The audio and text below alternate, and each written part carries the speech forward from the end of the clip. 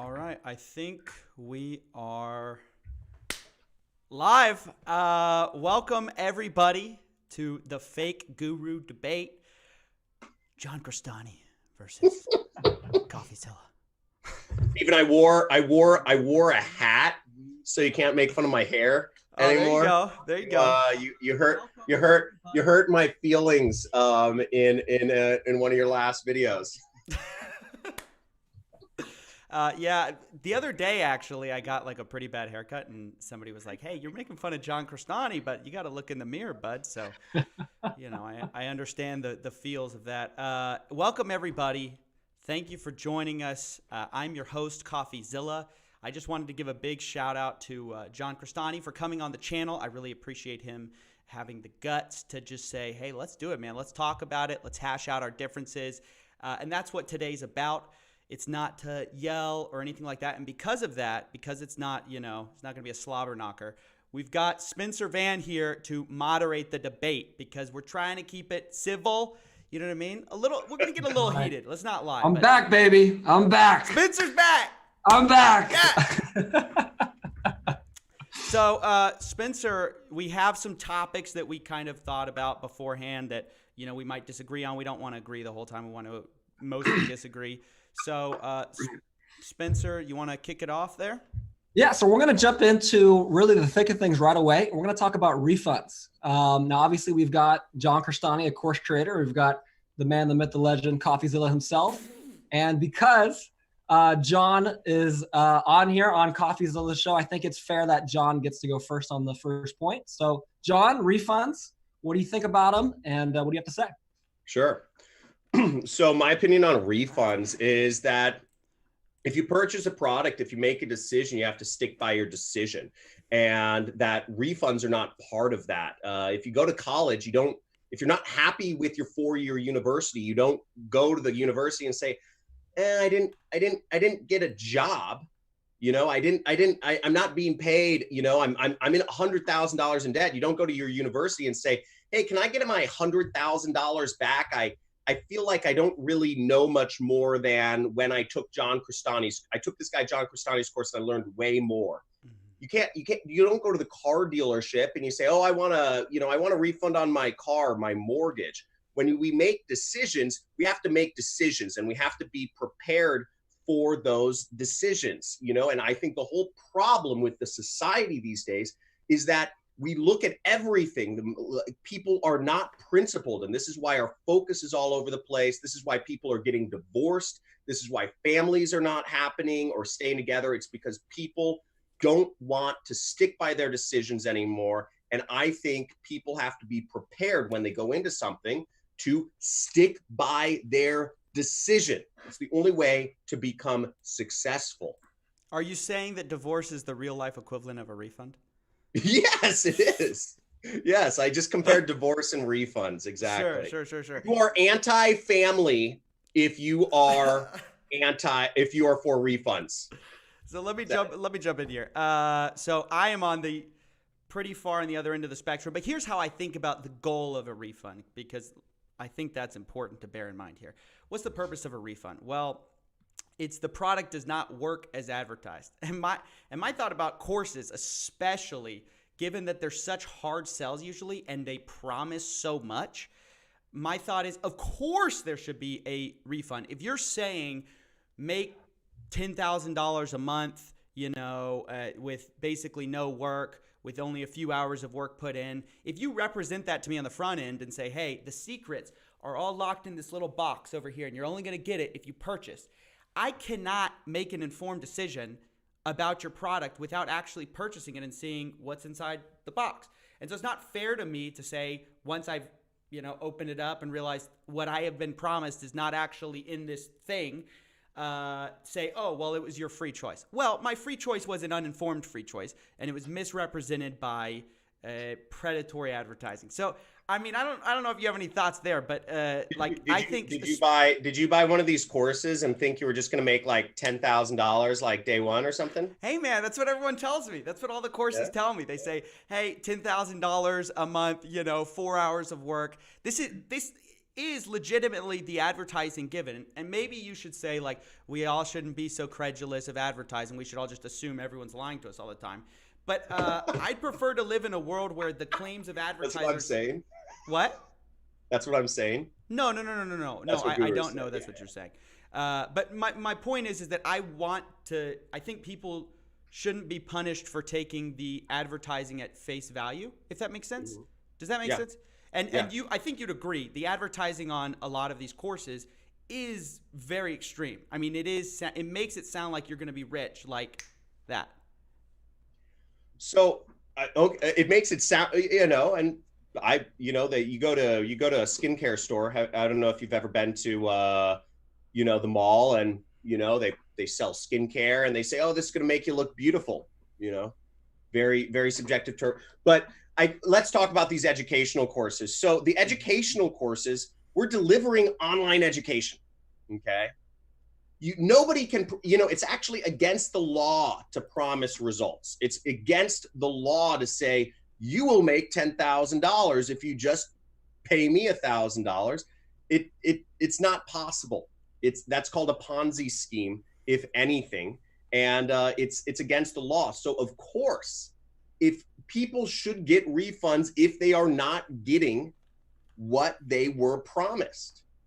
But these courses, a lot of them, mine included, we are showing people how to make money. In your argument, you're saying that you should get a refund on universities, because universities say, oh, you'll get paid more. There's some study 50 years ago that says you will get a higher paycheck. So the fact that I went to university for 4 years, does that mean that, and I didn't get a job? The only job I got out of college was like cold calling.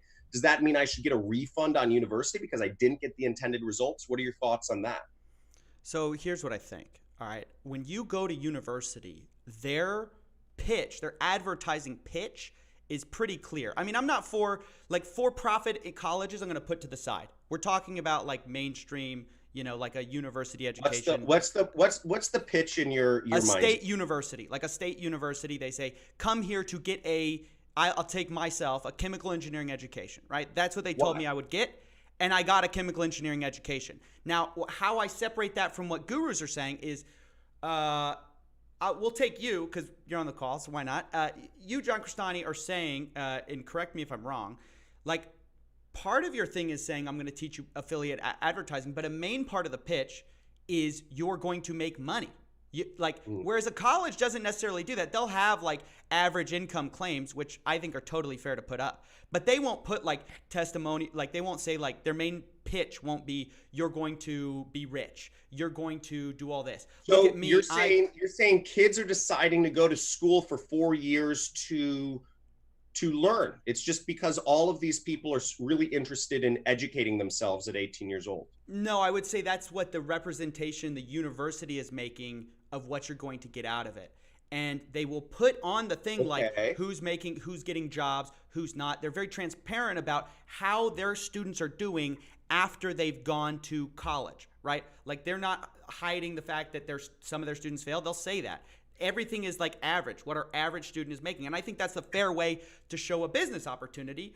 But what gurus do and what a lot of these internet courses are doing is they're pitching a dream. They're saying like, here, hold on. I pulled up some copy from imjetset.com.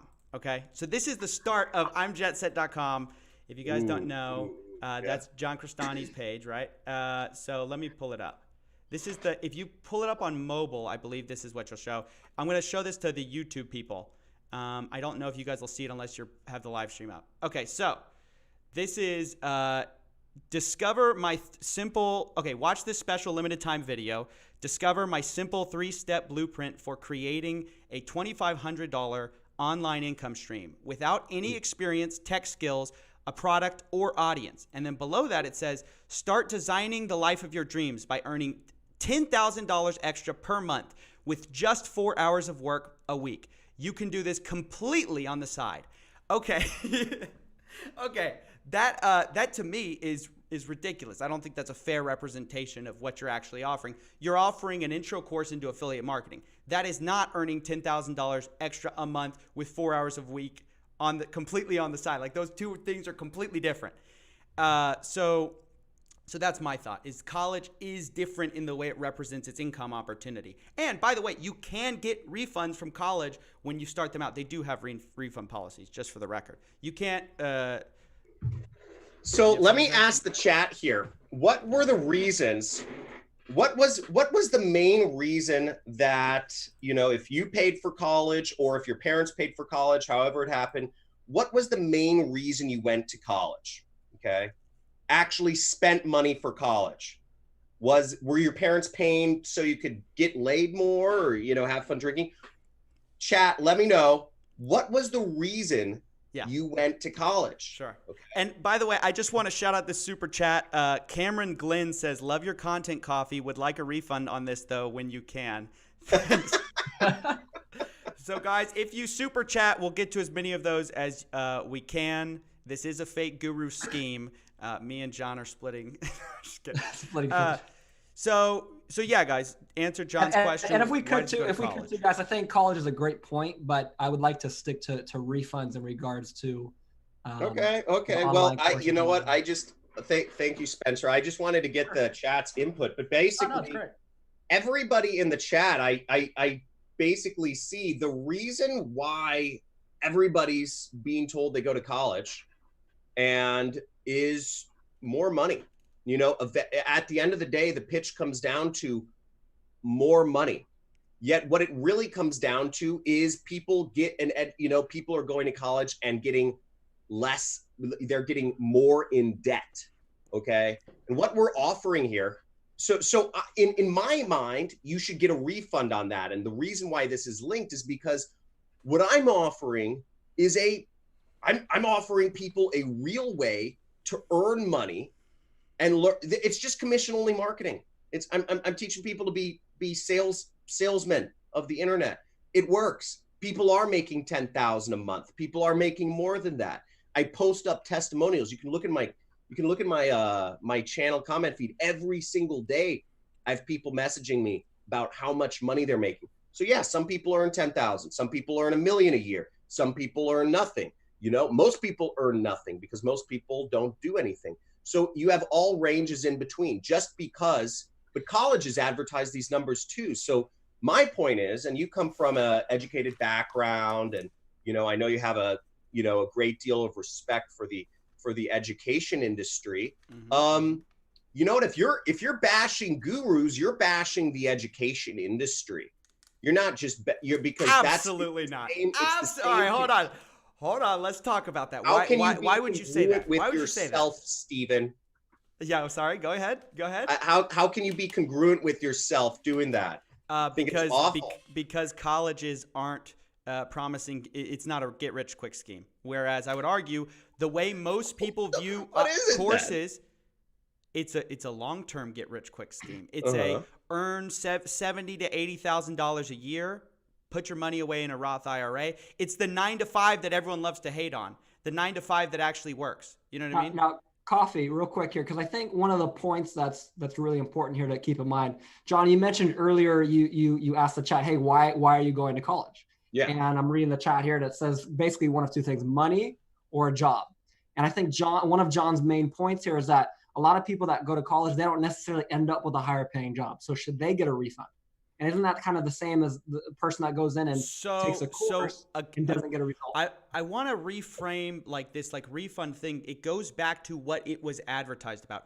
Jhon is arguing that the actual connotation among society is that it makes you more money, because there have been studies done that show that it does. Like empirically, it will on average make you more money than if including debt, including interest, including all that stuff, the time, opportunity cost, it will make you more money.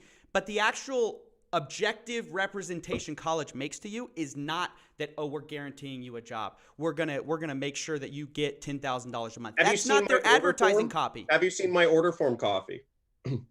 Your order form of like the earnings disclaimer the and stuff like that. The objective representation the you're making is not that you're not guaranteeing money. On the order form, when people check out at the end of my funnel, sure. And on our sales page, it says, this is what you will get. We don't say, pay me $50 and I'm going to give you $100. We never say that. We never say that. You know, that Of course everything not. around it Of is course marketing. not. And what I'm saying is colleges have created this allure of marketing with studies they themselves paid for or conducted, saying Is that that true? a Is that select- true? Are you actually saying that they paid for studies themselves to basically hype up their own thing? Colleges did that? I don't have any references. It's just Okay, my I was just conspiracy wondering. theory. That's fine. That's fine. No, I have a bunch of What I want to focus on though is like you are making Oh, that at was the a good one. top That at was the a good top one, of the Coffee. website, right? At the top of the website, you're saying, let me pull it up again because it's crazy. Because I was like, oh wow, this is exactly what I'm talking about. Let me pull it up for chat again. Start designing the life of your dreams by earning $10,000 extra per month with just 4 hours of work a week. You can do this completely on the side.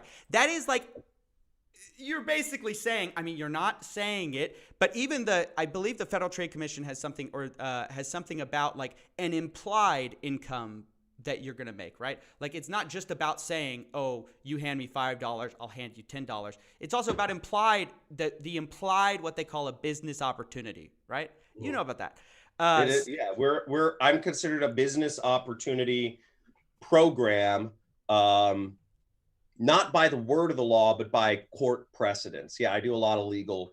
I think I have more lawyers on retainer than you. I have 4 lawyers on retainer, 2 law firms, 2 lawyers. See, I know the law. I can't afford that rich life, man. I'm sorry. I'm just a humble college goer here, boys. I'm pretty in deep. Like I know the law here, so trust me, I know what I'm doing. Yeah, no. I believe you.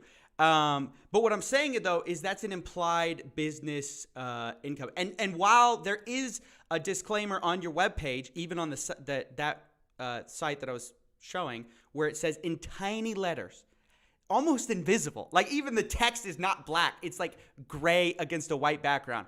You know, Pendragon Labs LLC makes no income opportunity like representations, blah blah blah. It's up to your hard work, et cetera, et cetera, et cetera. Where are we going with this? I'm getting bored.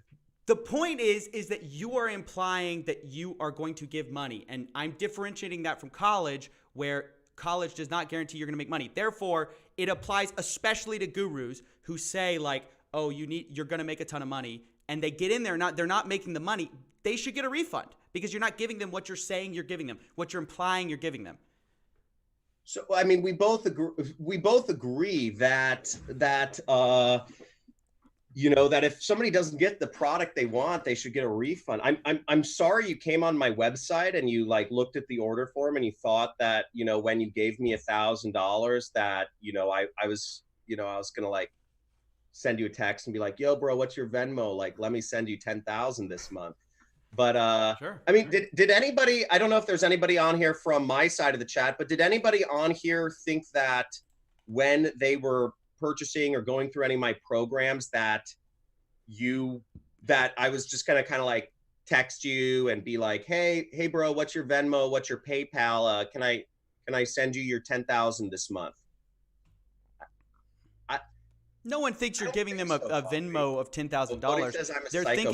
They're thinking that I think, and we'll let chat decide. I think they're thinking that when they see that the income opportunity will get that result on average. That's not an exceptional income opportunity. That's how it's represented, right? So like, because that's what you're saying, is that with this simple blueprint, you're going to get this much money. I'm going to teach people how to start a business, which can make them a large amount of money. Yes. And that what I'm delivering though, let's break it down. If you go to my order form, you see I am delivering an online education. Okay. There's a lot of marketing around it, just like there's a lot of marketing around selling college education, which costs 100 times more.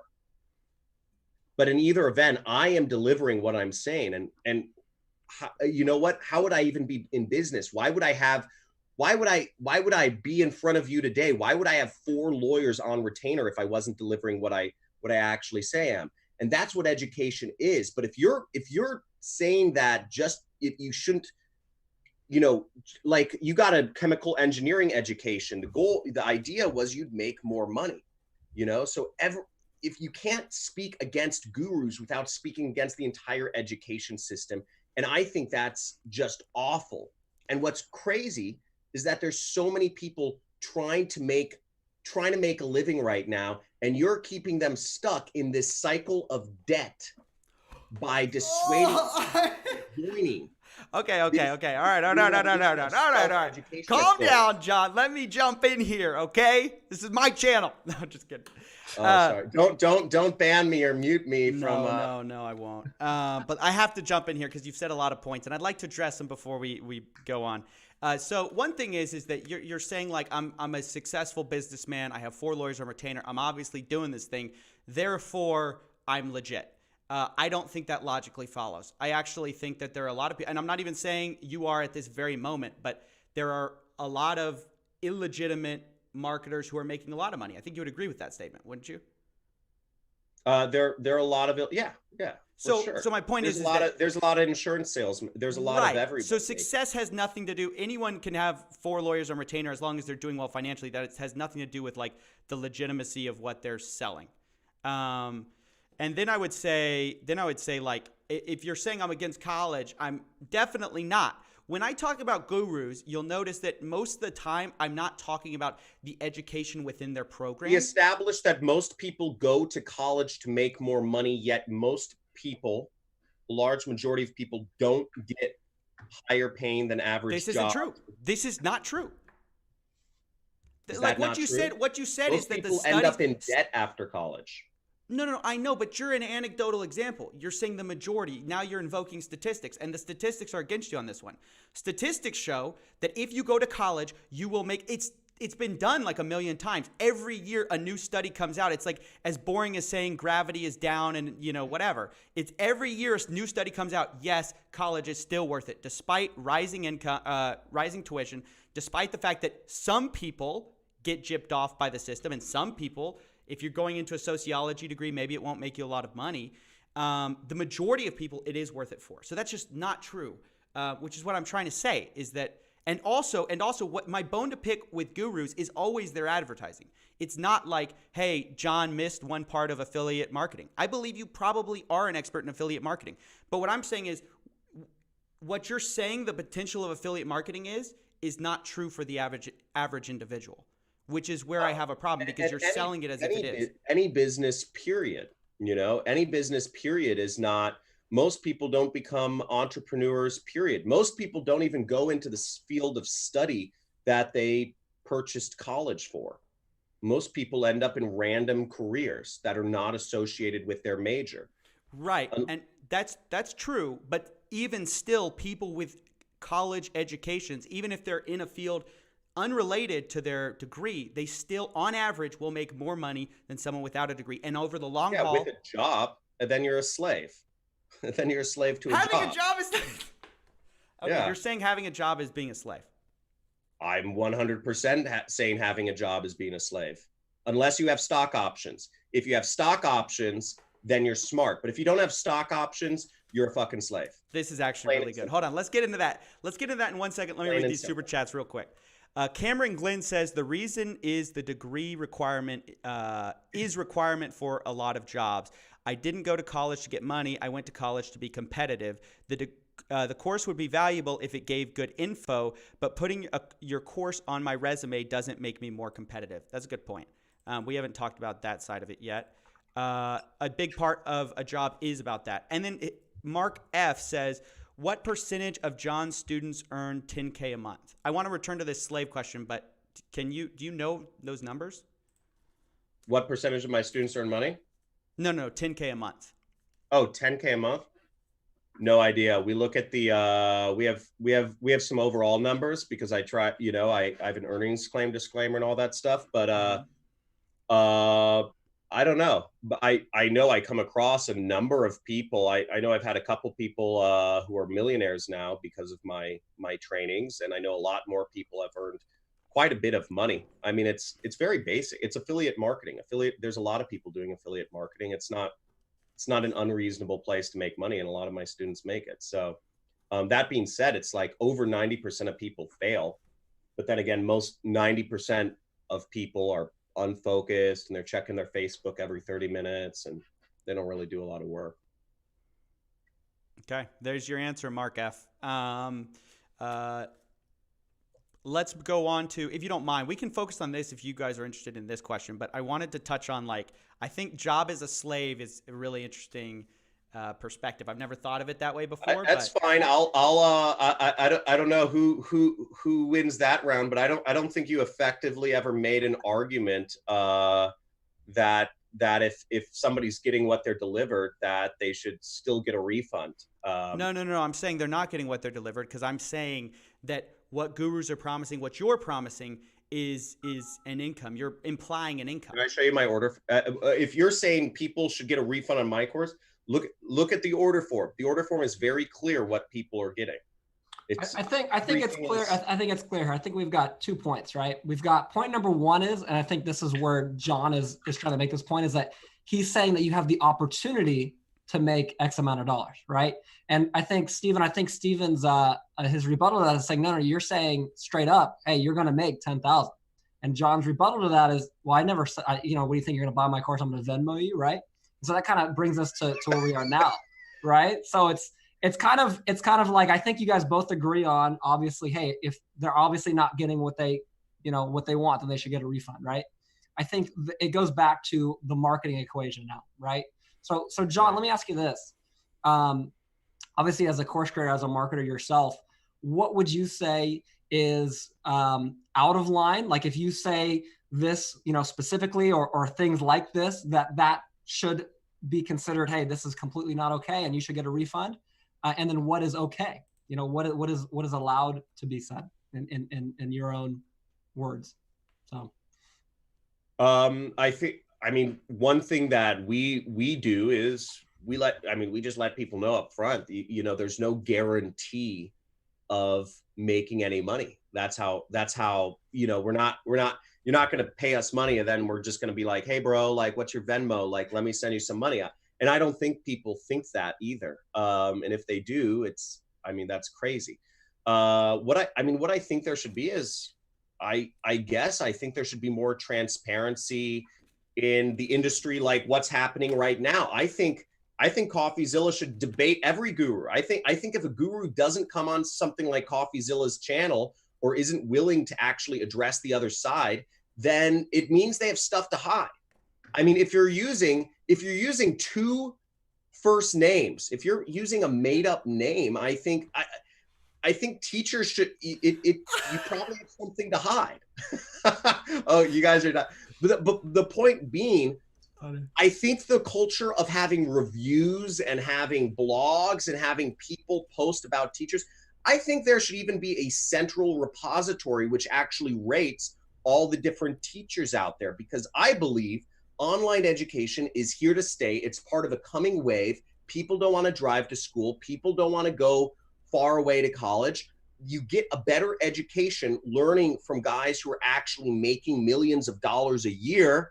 What?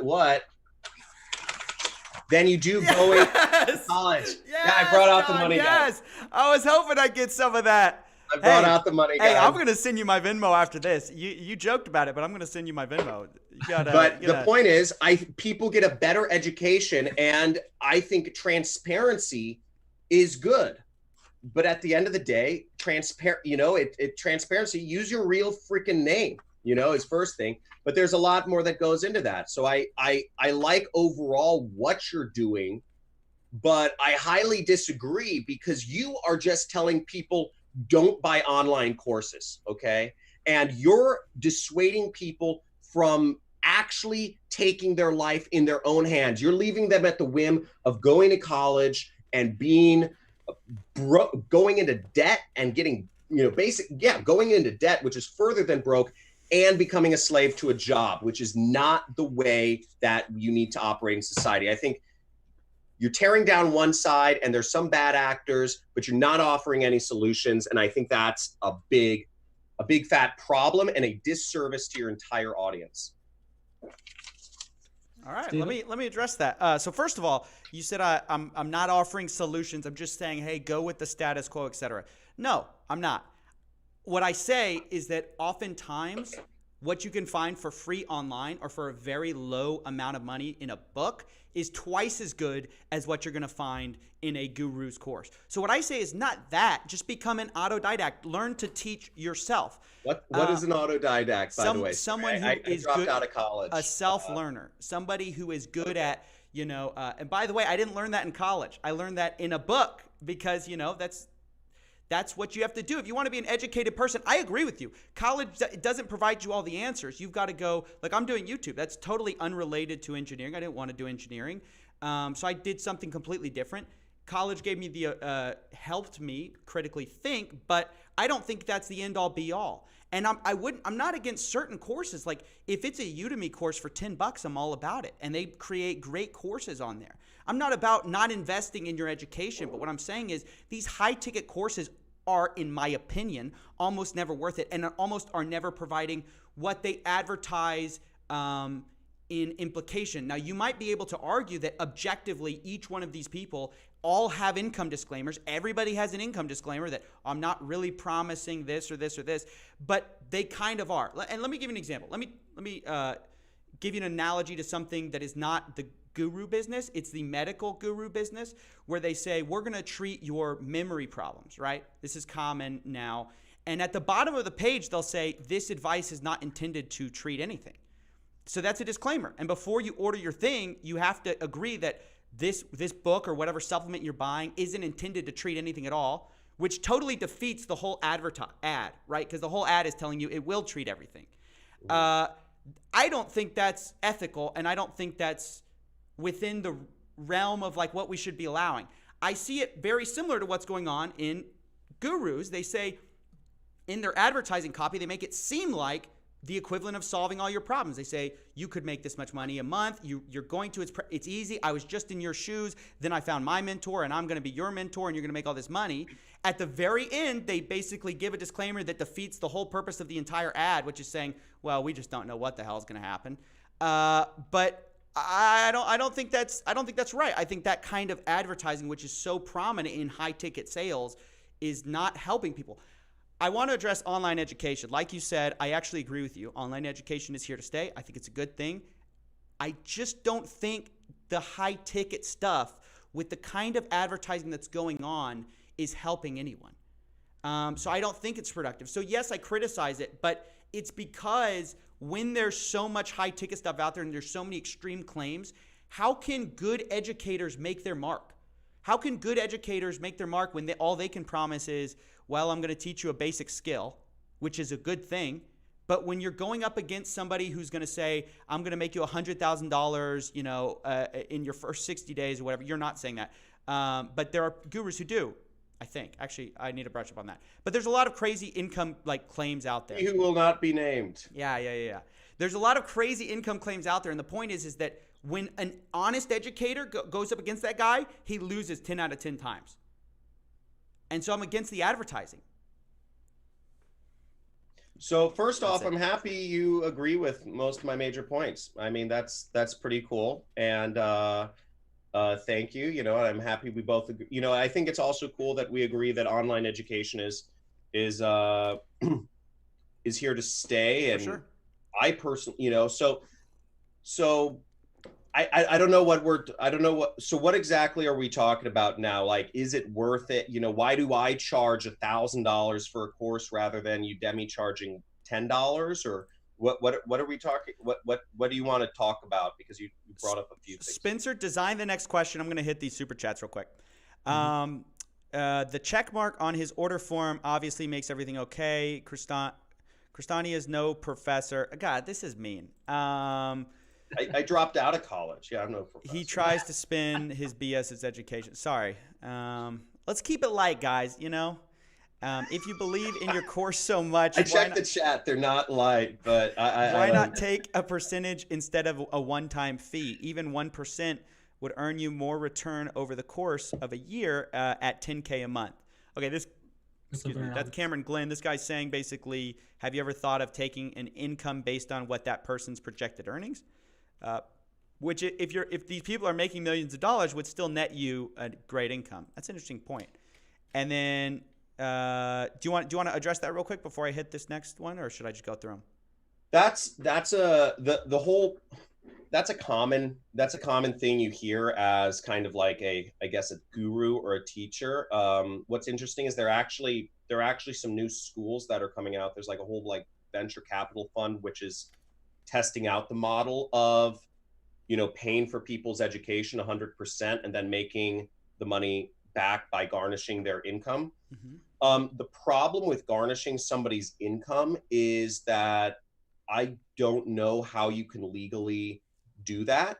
I don't think there's a legal way where I can say, okay, you know, anybody who has gone through my course, who does anything related to marketing or who gets stuff related from my course, I'm going to garnish their income or the part of their income for the next 10 years based off of what they learned from me.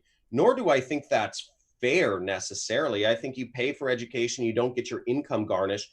I just don't know of a way with the government of where you can actually create a legal agreement. I mean, it's an interesting question.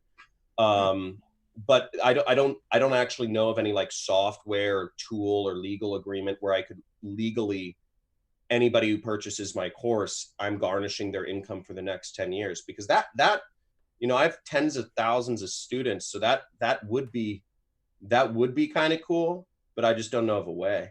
Okay. Zach Adams. And I you don't, you know, and anybody who wants to say, oh, just trust me, bro, I'll PayPal you. Yeah, that's not going to work. My money, you know, that we all know that would never actually work. So. All right. Zach Adams says, as I recall in his previous videos, CoffeeZilla has actually advocated for trade technical schools as a cost-effective alternative to college. That's true. Thank you, Zach. New hack every week. Yo, CoffeeZilla, have me on soon, sometime soon, mate. I'm a ClickFunnels 2 comma, legit, not from selling courses, but recently gave in and made a course. I'm also a university lecturer that never went myself and think it's a big time scam. I would love to have you on. Why don't you hit me up in my business email? Matten says, thanks CoffeeZilla for whatever. I'm not gonna read the ones that are rude to, you know, you guys can say what you want. I want to address one point real quick. I'm gonna link to this in my people are like, why am I not in like a super fancy ass house and whatnot? First off, I don't believe in spending needless money. Second off, my house burned down, you fucking assholes. My house burned down. I have 2 acres in Malibu, and my house burned down last year in the fires. We're in the process of rebuilding. So yeah. Press F's in chat, boys. That honestly sucks. I'm sorry. So yeah, I'm in a rental. It's you know, it's like 4-bedroom house. You know, I have 2 kids, but yeah, it doesn't have glass. It doesn't have like floor to ceiling glass windows and like a view of the house. You can see my old property if you look at the video I posted in the chat, or if you go to my channel. We have a pretty sick property. We have a horse ranch, so we have like a horse arena and all the blah blah blah. But yeah, my house burned down, so that's why I'm not in anything fancy. Plus, you don't have to justify the fact you make a ton of money with like a nice house. But the other thing is, like, that's all bullshit, is the fact that you have to actually look that you know, people say this to me, oh, why don't you, you know, like wear a suit more often and all this stuff. That's such a bullshit image of people being rich, boss in the Bentley. You know what? It's bullshit. Most millionaires actually drive trucks. If you look at it, Warren Buffett drives the same like Toyota Tacoma he's been driving for the last 30 years. It's not about looking fancy. I mean, this is a John Varvatos, you know, the sweater, but it doesn't look fancy. I'm not out there to try to be super flashy. The point of money is not to be flashy or fancy. It's just to be yourself. I have Lamborghinis in my ads because that's what people want to see. But it's that's marketing, right? I'm a marketer. But again, normal people, you don't have to don't buy into that. And also, if you're looking for people that are always I just think it's all bullshit. Sorry, I just want to address that. No, I think it's valuable. I want to hit this up too because we got a nice super chat for you here. Lastly, I appreciate you coming on the show, Jhon. I like debating, and I do respect the fact you came on. That's from Cameron Glenn. And I want to emphasize that, guys. This is not supposed to be like a big roast fest because ultimately the goal here is to get more people talking, more gurus on the show. Jhon just has the balls to come on, even though he knows it's going to be kind of a tough crowd. So seriously, I tip my hat to you for reaching out. You reached out, and I appreciate it because it's kind of a little rough out there, in the chats right now. I've checked the chat every once in a while. I see. And going back to the debate, I do actually have a quick question, and then we'll wrap up kind of our refund point of this because I think we've hit that point enough. This one's for Steven, actually. So we talked about earlier, you showed Jhon's kind of his landing page and his headline and his subheadline and all of that. And, obviously we don't have exact numbers and all of that, but hypothetically here, if we just make a number, let's say 1 out of 10 people that sign up for Jhon's or anyone's programs get results. And that 1 out of 10 person makes the 10K that is in the headline. Does that justify it? Does that mean that he's allowed to say that? Even if the other 9 necessarily don't have that level of success, but have some level of success, whether they make money or, hey, you know what? Maybe they buy this course, they learn a foundational level of business, and then they end up doing something else, just like you would in college, right? With your chemical engineering degree, how you didn't necessarily go down that path. What are your thoughts on that? I think that's totally fine. And I think the big point here, though, what I want to stress and what I want the guru industry to do more of is get more objective, nice, Jhon, get more objective metrics on what their students are actually doing, right? Like, I think that's so important to actually know how much, and sometimes it's hard to get this data, I understand. But if you can prove that, I think that's huge. And I think that should be all over your ad. Like 1 out of 10 of my students are making this money. Like, clearly it's a formula that works. But what I don't accept and what all the gurus do is they just use anecdote. A lot of my guys are achieving success. And it's like they never bring up the people they banned from their Facebook group. I'm not saying you do this, Jhon, but a lot of people do. Banned from their Facebook group for complaining about the fact they're now in debt because of their course, right? They never talk about those guys. So I don't accept the anecdotal argument. I want to see more statistics, but I'd be happy if people included more of that. I want to see more of it. Okay. Jhon, real quick, you got anything to add to that before we move on? No. Awesome. Okay, so that's the refund section. So the next part of this debate is going to be talking about financing. And what we mean by financing is it okay to go out and take on debt to educate yourself via online courses? Now, last time we had Jhon start, so I think it's fair that we have Steven start this debate. So, Steven, financing for or against, and why? Very against financing because I think the kinds of people it attracts it just perpetuates a predatory business model because unfortunately the people who are very commonly found as victims of these I would call them scams. Some people call them other things. These high-ticket guru courses that people feel like they're going to make a ton of money. They're often people that are not making a lot of money. They're desperate. And because they're desperate, they're willing to do anything. And financing allows them to go in the hole, which is always a bad idea, but especially a bad idea for a high-risk investment. Jhon himself said 90% of people fail. Meaning 90% of people, and I agree, and I think that's a fair admission, but if you say 90%, you have a 90% chance of this investment not working out for you, don't go into debt for that investment. No one would tell you that, right? Like, that's a very bad idea. It's like buying a lottery ticket. Like, what, you're not going to suggest people go buy lottery tickets, especially on credit. So why are we doing that for guru courses if the failure rate is really bad, which I think everybody agrees it kind of is. So no, I'm a very much not in favor. I'll say real quick, it's not illegal to offer financing, but I think predatory and illegal are two different things. And it's going to be my contention. I'm going to let Jhon respond, but it's my contention that fake guru courses are preying on broke, desperate young people. Cool. Jhon? So first off, yeah, financing, going into debt for things. let's talk about things. People go into debt for their house. People go into debt for a car. People go into debt for an education. People go into debt for a variety of reasons. They buy, they even finance sofas now. If you want to get, like some fancy sofa. People go into debt for all sorts of dumb material things that are never going to take them high, anywhere in life. A nicer car is not going to help you be a better person or earn more money. Whereas education and an educational course and learning from legitimate teachers is the best thing you could ever go into debt for, period. So I'm all for it. Okay, yeah, I'd like to respond to that real quick. So first of all, there is a specific type of financing that I'm very against, which is unsecured loans, which are typically much higher interest rates. And what I've seen is that it gets people to spiral, keep trying to make their money back. Right. And so I've had several of these people on my program where they go, oh, I bought Dan Locke's course and then I bought his up level because, well, I didn't make any money. And then I bought his up level and then I didn't make any money. And then I tried to buy his Dan Locke Millionaire Mastermind, whatever it is.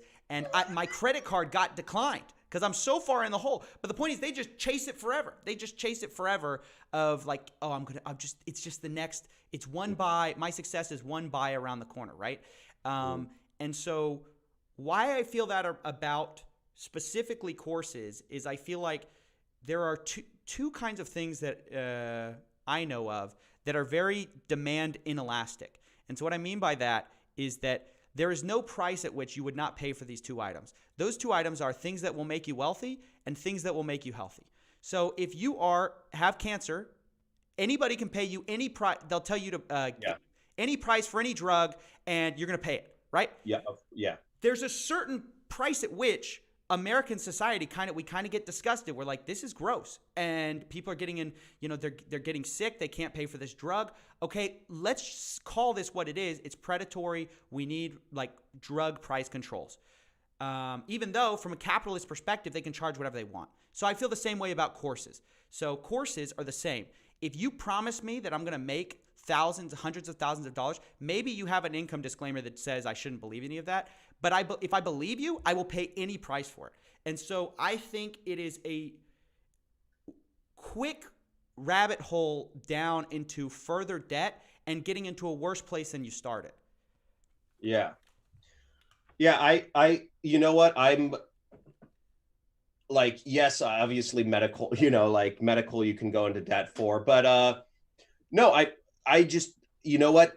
This is the same discussion as kind of like, is it worth it? Like, how far are you willing to go? If something's not worth it, don't buy it. If something's, great, I say, go into debt, go into debt for it.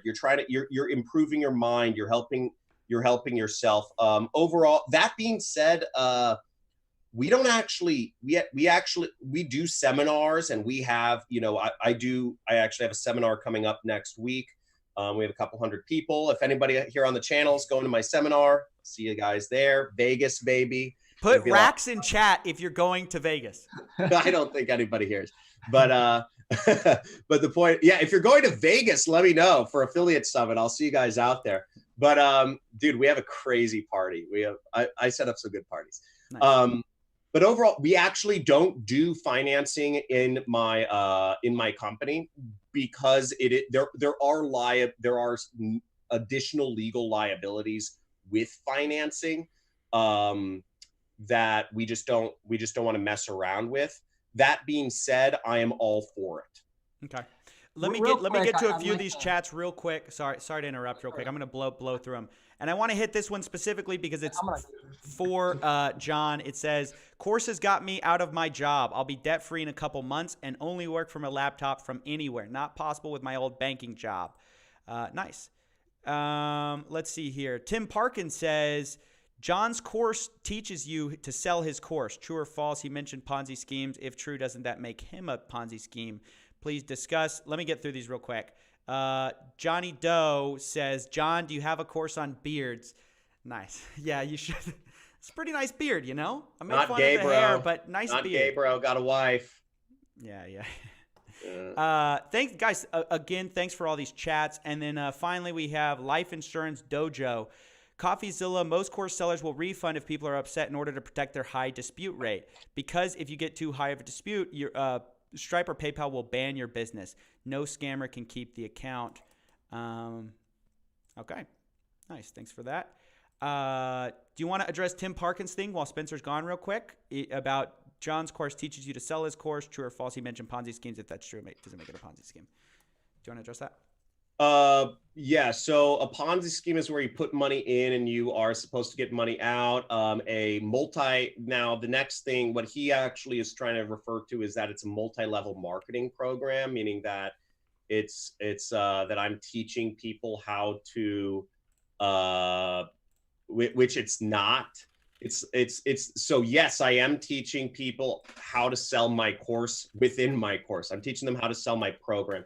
And that's part of the reason why I do teach it. Well, I use it as my example throughout my course. So one of the issues that I came up against is because affiliate marketing programs are always going up and down.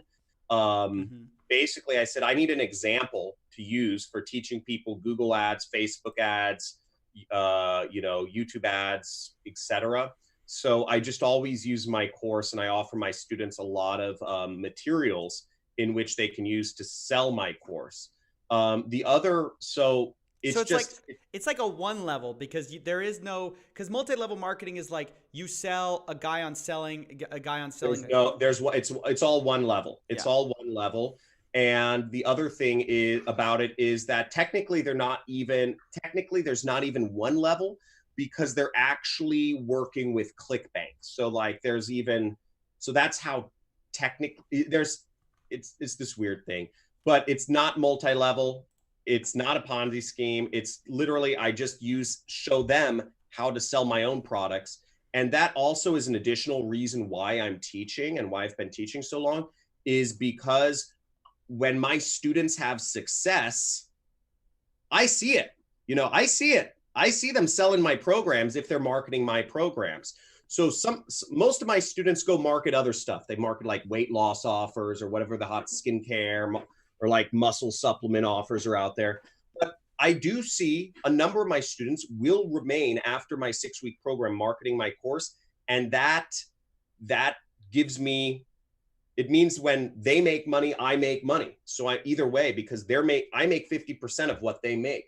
So I am kind of making money from my students' success, if you so to speak. And again, to back up even further, people are like, why do you, just learn for $10 on Udemy? I wouldn't nobody would ever learn from me. I wouldn't put up any educational content. I wouldn't have a YouTube channel. I wouldn't be teaching people if I was selling $10 courses on Udemy. It just doesn't make sense for me money-wise. So I just wouldn't be teaching. There wouldn't be any content from me. The reason why I'm teaching is, I charge high. And wait, you're saying there's not enough money in it if you sell low? No, if I was selling on Udemy and Udemy takes 50% of that $5, it's a horrible platform. You can't be, there's no business model for teachers really on Udemy. There's a couple people who have sold a couple 100,000 courses, but I wouldn't be teaching if I relied on something like Udemy. I charge high because I believe I offer a lot of value. Though some people in the chat just want to see me keep putting my hat on. Yeah. All right. Let's go back to the debate real quick. You said financing. I do have a question actually really quick for you about financing.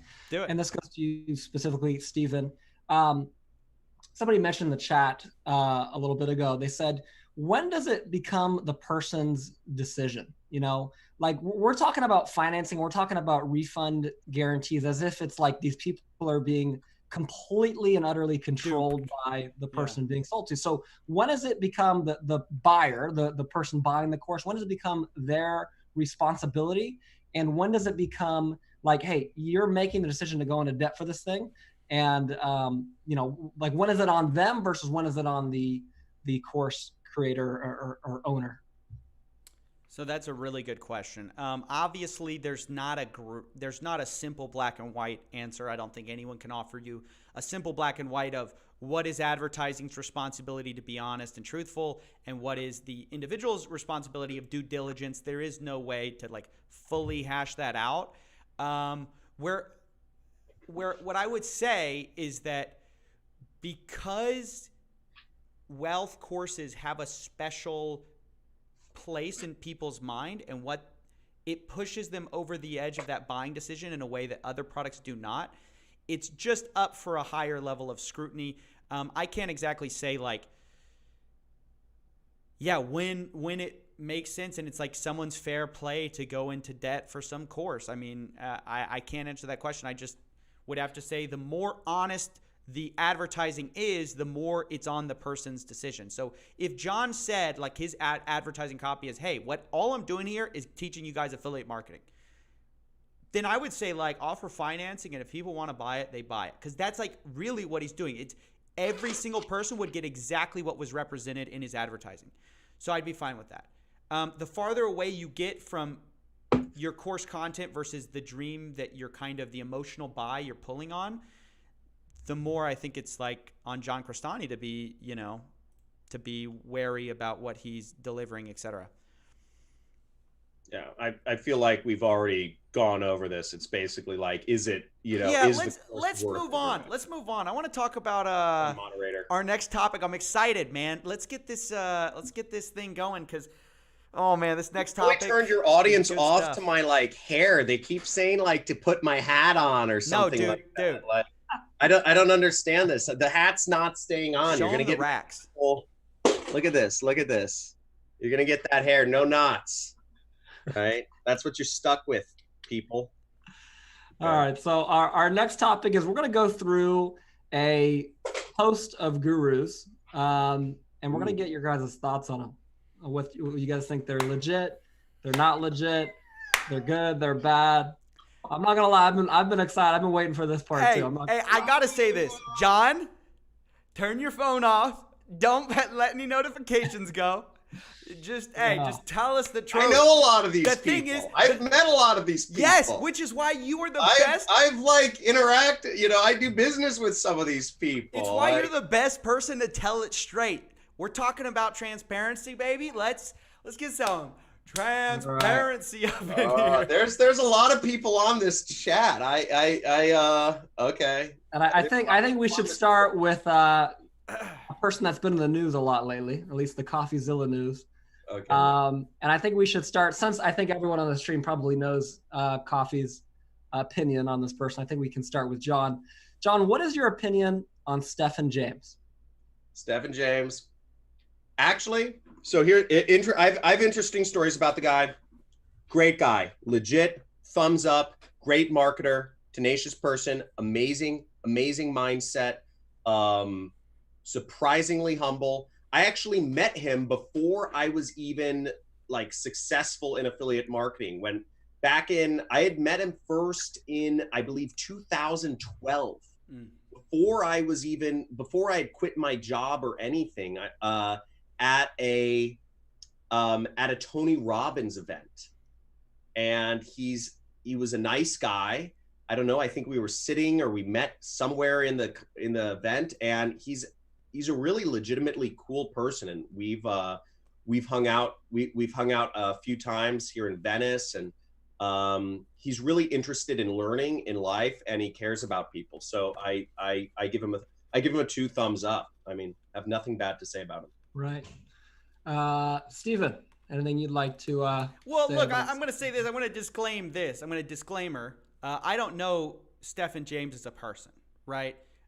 We've never had any back and forth. I've offered to speak with him about, the things I've said, whether he thinks they're true or not true, whatever. And he has not responded to me personally. So all I can go is off his actions, and specifically from 2012 to 2015, roughly, he was engaging in some really shady black hat Kindle publishing of books promoting medical cures to incurable diseases. On those grounds, I would just call anyone who promotes incurable disease cures a scumbag. I can't say anything about the legality or anything, but I'll say I don't appreciate that. I don't think, and I think he purposely disconnected it from his personality, because I think he wanted to both enjoy the fruits of a black hat game without having to suffer the reputational damage of what he was actually doing. And still, he has not copped to what he actually did, which I find unbelievable. It's like, dude, just admit it, say you're sorry, say you've moved on, and let's be all done with it. So I'll respond to that with, they have a saying in Russia: nobody talk about how they make their first $1 million. Yeah, I hate that. I mean, that's such garbage. That's such garbage. Like, oh yeah, like if you're not cheating, you ain't trying kind of idea. Like, oh, just everyone's gonna do it. No, it's not true. People make legit millions. It's a good saying though. I mean, it's a good saying, but yeah, I don't agree with that at all. Okay, moving on to the next guy on our list here, Alex Becker. What do we think about Alex Becker? Steven, I'll let you go first since Jhon. Okay, so I haven't actually it's shocking because he's a big guru, and normally, you haven't roasted him on this channel? No, I've never roasted him on this channel, which is insane, because he definitely deserves it to some extent. Look, I try to stick with as much as I can the facts of what I know about gurus. Unfortunately, Becker, just like Ty Lopez, has kind of just avoided my research watch list for a while.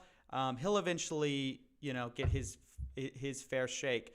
But I'd rather hear what Jhon has to say, because I feel like, Jhon, you know him. Well, we want to hear your opinion first. I mean, probably a fake guru. Like, I would say 70% chance of being a fake guru. It's like I'm like a meteorologist right now. All I can give you guys is percentages. Big chance of rain right now. Raining fake gurus. Okay. I'll keep it real on this one. I know Spencer, I know your thoughts on this subject. So first off, I think Alex Becker. Anybody here else know Alex? I guess people know what Alex Becker. People know who Alex Becker is. Okay. Really, really highly intelligent guy. Great work ethic. In regards to his knowledge and his ability as a marketer, top of the top. A few things though. One is he's not an e-commerce, to my knowledge, he's not an e-commerce person himself. He's a great marketer, but he doesn't actually teach his own courses. So I don't view him as I guess, for what he's selling, which is, he's a pitchman. He's a pitch man, and he's a pitch man for, I think, e-commerce currently. Now, my view on things is I always teach my own courses. If I'm teaching affiliate marketing, people need to hear it from the mouth of the horse, so to speak. Yeah. Okay. There's no substitute for if you're buying a course from a guy who says he's a multimillionaire and you want to learn from, he's made millions in affiliate marketing. You want to hear from that person. You don't want to hear from his trainers. I totally agree with this. Yeah. So another thing about Alex Becker, I think recently he's a little like I really watch his stuff, and he's one of the few gurus I really follow because he is so intelligent.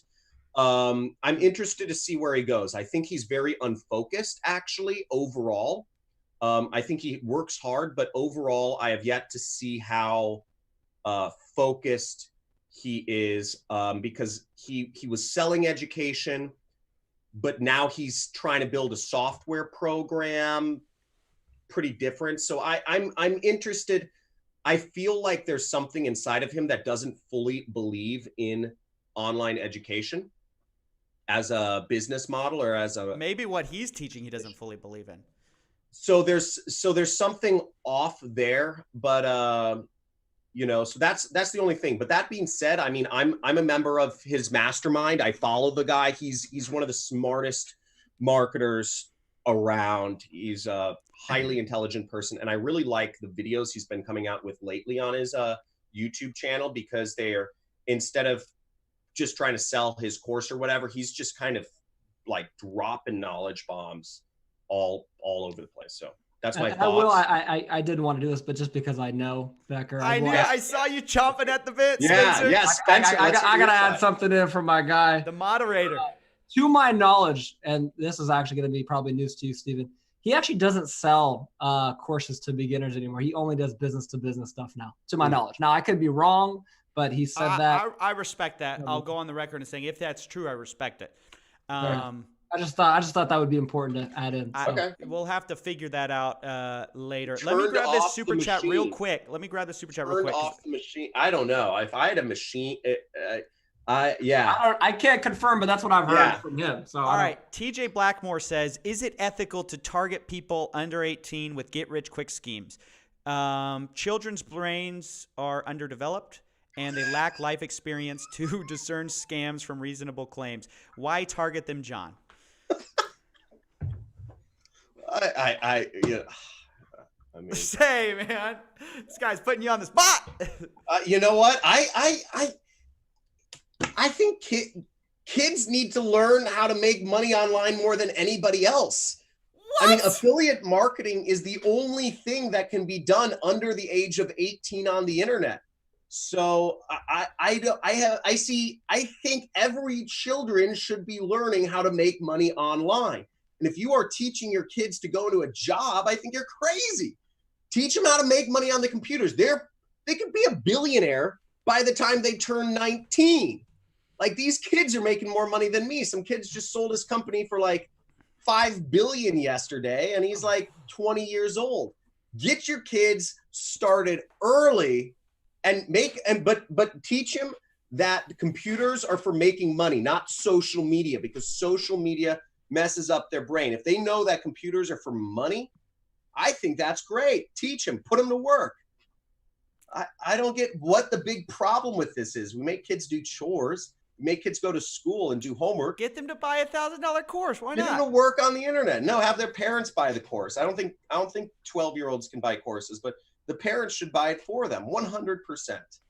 Okay. Wow. I don't want to respond. I don't want to respond to this because I don't want to open a can of worms. I want to. I just had to get that super chat out there. Hey, you asked it. It wasn't. No. I appreciate I appreciate the answer. I wanted to. We need to grab these chats.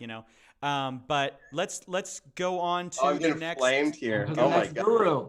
The next guru is everybody. Someone said big oof. Yeah. Oh, sorry. Oh, poor kids. They're going through an online course. Oh man. Go ahead. The next guru, and we'll go back to Jhon. You can start on this one. Is Sam Ovens? Do you have an opinion on Sam Ovens one way or the other? Get the hot take. Hot take. Hot take. He's kind of weird. I don't know. I haven't gone through his courses. I haven't gone through his stuff. He's kind of weird. Like, I see people saying like I'm like a psychopath in the comments. Like, I'm not gonna go. I'm not gonna go ahead, Jhon. Go ahead. Let him have it. But I mean, give he's him just that kind of smoke. weird, and he doesn't blink. Okay, here's what I'll say. He doesn't blink. Weird. But that being said, I think he's fantastic. His courses are. I've heard from so many people that have gone through his up-level consulting course that it's been very, very, very helpful. I don't know. I've actually heard a lot of good just feedback. Now, his course is more so for professionals. It's not teaching people who are like, they have like $2,000 to their name trying to figure out how to sell shit. His course is literally, it's for accountants. It's for like notary publics. It's for lawyers. It's for it's for like people with professions, like therapists, like people with some sort of like expertise or specialty seem to be very well served by his course and are able to sell their services for much more. And I've personally come across people who have done that and used his course. Basically, they're just combining their expertise with like internet marketing and charging much higher rates. I think it's actually really, and I haven't been through the course, but so I think he's a good teacher. I think he's dedicated to the students. I think his courses are great, from what I've heard, but he's kind of a weirdo. He's kind of a weird guy. I don't know. He just doesn't blink. I like the honesty, man. Yeah. Yeah, I wouldn't want to. You wouldn't be a person I'd go to a party with. Let's put it that way. Fair. I think that is a fair criticism of Sam. Steven, do you have anything you'd like I'm to add? actually gonna not be Steven right now. I'm gonna be Dave Rogan Moser, and I want you guys to know that Sam Ovens saved my life. He got me together with my wife. He got me a job. He made me millions of dollars, and I'm not reading off a script right now, guys. I'm 100% an honest testimonial. You know, he fixed everything. I used to be a bum on the street, and I took one course with Sam Ovens, and now I'm a multimillionaire. I have nothing but amazing things to say about the guy. My name's Dave Rogan Moser, and you can find me in other reviews that are may or may not be paid. So that's my review of Sam Ovens. Fair enough. Okay. Moving on to the next. I mean, this is like the guru grandfather right here. I mean, I already know who you're gonna say. I'm going to say the man, the myth, the legend, Tai Lopez. Oh shoot! And we'll start with Steven on this one. Tai. Tai Lopez, Steven. Tai's really interesting because he made me start thinking about what Google's role and Facebook's role in regulating gurus is. Because, as you guys know, the gurus spend a lot of money on Facebook and Google. And obviously, I think Tai Lopez is a fake guru. Let me get that right off the bat. Duh. Like you said, grandpappy of fake gurus, right? But what I'll say about him is that Google and Facebook have regulations about get rich quick schemes. And I was watching a podcast of Tai Lopez, and he talks about like the concierge service that he gets for spending so much money on Google ads. Like he was talking about how, two Google ad guys flew out a chopper to go see me because I spend so much money on Google advertising. I'm like one of their number one advertisers besides like Coca-Cola. It's like Coca-Cola and then Tai Lopez for ad spend at a certain time, like during his heyday of like, you know, here in my garage. But because of that, I thought to myself like, oh, Google has a vested interest in not cracking down on this guy. And I had never realized that before. So as far as Tai Lopez, fake guru, he's kind of annoying. He reminds me of like Dan Blazarian a little bit. Like he tries to evoke a similar vibe of getting the girls, getting the cars, getting the whole like fake lifestyle, whatever. But, you know, I did appreciate the fact he shifted my thoughts to think like, what is Google's and Facebook's role in all of this in like protecting consumers? Obviously, I don't think they should be blameless. Their algorithms are the one finding people and pushing audiences, right? Jhon, do you have a response to that? Yeah. I bet you could guess it. Guy's a genius. Guy's so smart.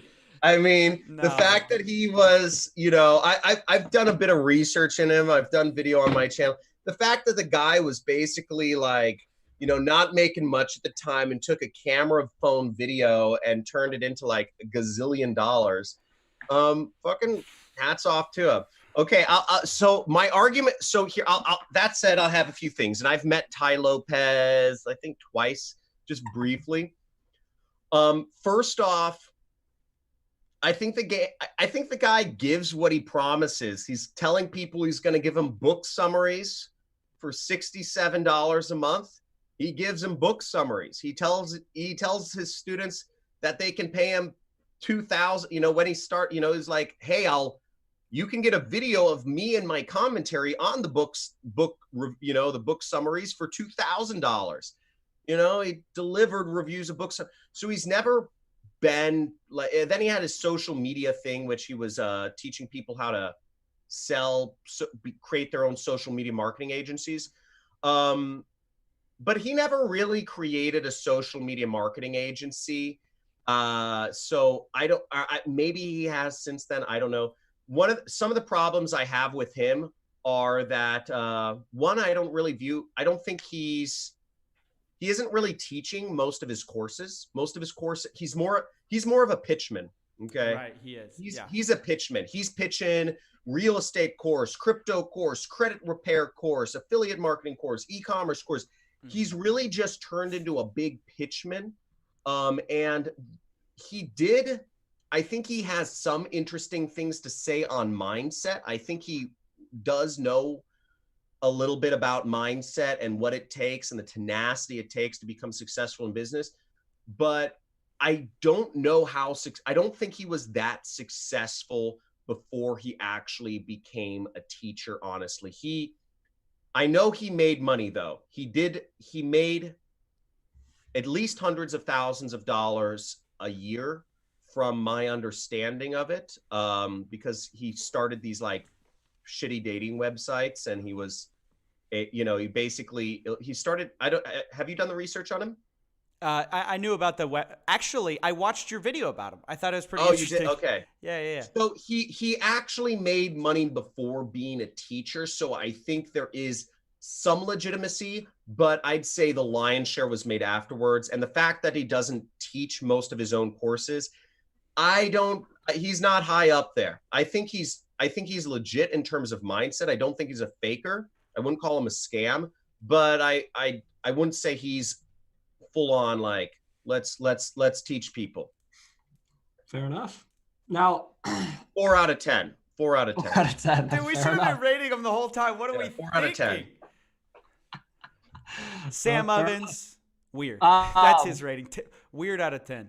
Sam Ovens is like, he's up there, like 8 or up. No, he's actually a smart guy. But besides like what I know about him, he's weird. He seems to be one of the like pretty intelligent gurus. Yeah, he's pretty smart. Go ahead. Now, this next guy, can I say his name? I don't want to get you in trouble. Am I allowed to say this guy's name? Steven? This is a genuine. I don't know if No, genuinely, I think it's fine. I think we'll be. Well, maybe it's okay if I say it, right? But if you can't, it's okay if you say it. I just won't say it, right? I mean, I could say it backwards. It'd still be the kind of the first names on both sides, Yeah, go ahead. You can go ahead. I'm not gonna say it. I'm not gonna get sued. Go ahead. You get sued. There you go. Well, I don't want to get sued, so we'll just call him the Kevin David from Twitter. Okay, that guy. That's who I'm talking about. Okay. Yeah. What do we think about the Kevin David from Twitter? Like a small ego. One of the craziest things I've realized, by the way, respect to Jhon coming on like a man and just facing the music. Like, I don't understand it. If I were a guru, I was making millions of dollars, I'd be like, you can say whatever you want about me. I don't care. I'm taking this to the bank, baby. But the fact that for a lot of gurus, like, they're so fragile, and the second you say anything bad about them, they want to delete you, they want to sue you, they want to do anything to remove your comments about them. It just seems to be really petty. So I haven't taken the guy's course. I'll say he has taken a lot of other people's content. He's stolen a lot of other creators' content, not just like their ideas, but literally in some cases word for word what they've said. He copyright strike that video, but also like he's just small dude. I'll just leave it at that. That's what I think of when I think of Kevin David like that. Fair enough, Jhon. I put in a post. Basically, I put up a post in the comment in the chat. If you guys want to hang out with me and Kevin at my party, you're not going to get in. Just real quick word. You can hang out. Kevin David's kind of, like we hang out from time to time. Like we know each other. Like, I think the guy's a douchebag. Okay. So like Kevin, love you. You're a cool guy. We're chill. Oh, still a douchebag, bro. You're a total douchebag. And your Tweety Bird haircut. You know what? I think, if I get enough comments about my hair, no. So Kevin and me actually met because I think, what is it? He challenged me to a rap battle or something. I forget what happened, but we had a rap battle at one point. It was awful. I hired people on Fiverr to write verses again. I don't know. He's a funny guy. So he's a douchebag. I think Kevin is, I thought you scared him off. I thought you scared him off of YouTube. I know. He came back recently. I've got to make a video about it. I just haven't gotten around to it. I go will ahead. say, Kevin, you got to thicken your skin, bro. You know, like haters are part of the game. You know this. But I thought you almost scared him off of YouTube. So we could only wish. surprised. That being said, I haven't been through his courses, so I don't do e-commerce. So I don't have anything to comment there. I know he built a software, which is pretty cool. He like took all these softwares. And I promoted his software a week ago. I think it's pretty rad. But yeah, I mean, I don't know. I think whatever. You guys hear that? What? I think that's Kevin's lawyers at my door right now. They're coming for you next, Jhon. You're gonna get it. You're gonna get it, man. They're coming for you. Yeah. By the way, Jhon coming with the smoke, just coming out guns a-blazing. I like it. I like it. I was glad. I was worried you were gonna do oh, he's just such a great guy, to everybody. We're cool. We're cool. We're both. I don't know. We're bro. We're partying together. We're gonna be hanging out in Vegas. We're gonna be hitting the clubs together. We're gonna be doing fun shit together. But I don't know, the way I've always, my friends are cool if I call them out a little bit. But I don't have anything like crazy bad to say about Kevin. So yeah, cool. Cool. Dude, are we gonna ever address the Bentley? Don't worry about it. I okay, you got it. I gotta play this whole thing. The Steve. chat is going crazy right now. And why don't you debate? You let me moderate, okay, Steven? Okay. Totally kidding. Next guru though, and it's funny because I've seen some pop up in the comments that would be interesting to add to. We can add those at the end if you guys would like to continue on with this. But next guru is Tanner Fox. What do you guys think of Tanner Fox? And you can go ahead and go first on this one if you have an opinion. Who's going? Tanner Me? Fox. Yeah. I think you. I don't know. You know what? I met the kid. I've done we did a YouTube collaboration together. Once again, haven't personally been through his course, but he did do a number of trainings on my channel, which, as I said, we did a collab together. He's young. I think he's a smart kid. I believe he works hard. I'm not sure. He's young, smart. When he taught the stuff he taught on my channel regarding product selection on Amazon and all that stuff, super legit. It was just, he knows his numbers. He knows what he's doing. He's sold products on Amazon before. He's obviously done the work. He's not just a pitchman. Okay. Now, stuff regarding his courses, I don't know if he teaches his own courses. So I don't have anything to say there. I do know he quit YouTube, and then he came back on, and then he said he's not selling courses, and then he's selling a different course. So I think because he's so young, he's a little bit unfocused, and I'm assuming just, but so I don't have much more to say. I just don't have enough information, but he's a nice guy. Again, super bro, like marketing bro. I think John's mark is would I party with this dude? Yes, good guy. Yeah. I would party with Tanner. Yeah, for sure.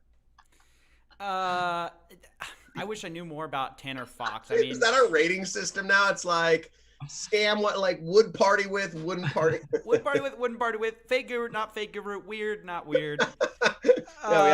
Tanner Fox, I wish I knew more about him. All I know is he's just he just reminds me of a generic marketer, just another guy saying he'll make you rich. I mean, after you go through so many, you feel like you're seeing the same person again and again and again.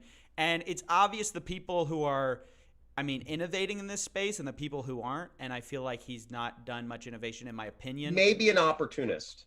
Yeah, so even though I criticize all fake gurus, there are clearly fake gurus who are pushing the boundaries. They're learning new things, whatever. And there's some that are just riding the wave of, well, this makes money, this copy makes money, so I'm just going to put it up. So that's what I would say. Fair enough. All right, second to last one here, and then again, we can add more if you guys would like to, because there's a bunch that have come in the comments. But second to last one, and Steven, I'll let you start with this one. Grant Cardone. you have an opinion on Grant Cardone? So I used to be way more of a fan of Grant Cardone than I am now. Because when I was doing house sales, I knew a fellow salesman who had really enjoyed Grant's course and showed me and gave me access to Grant's course. So I've actually taken some of Grant's course. I'll say about the course, it was very old. It was very outdated. Like all the modules were probably 10 years old almost.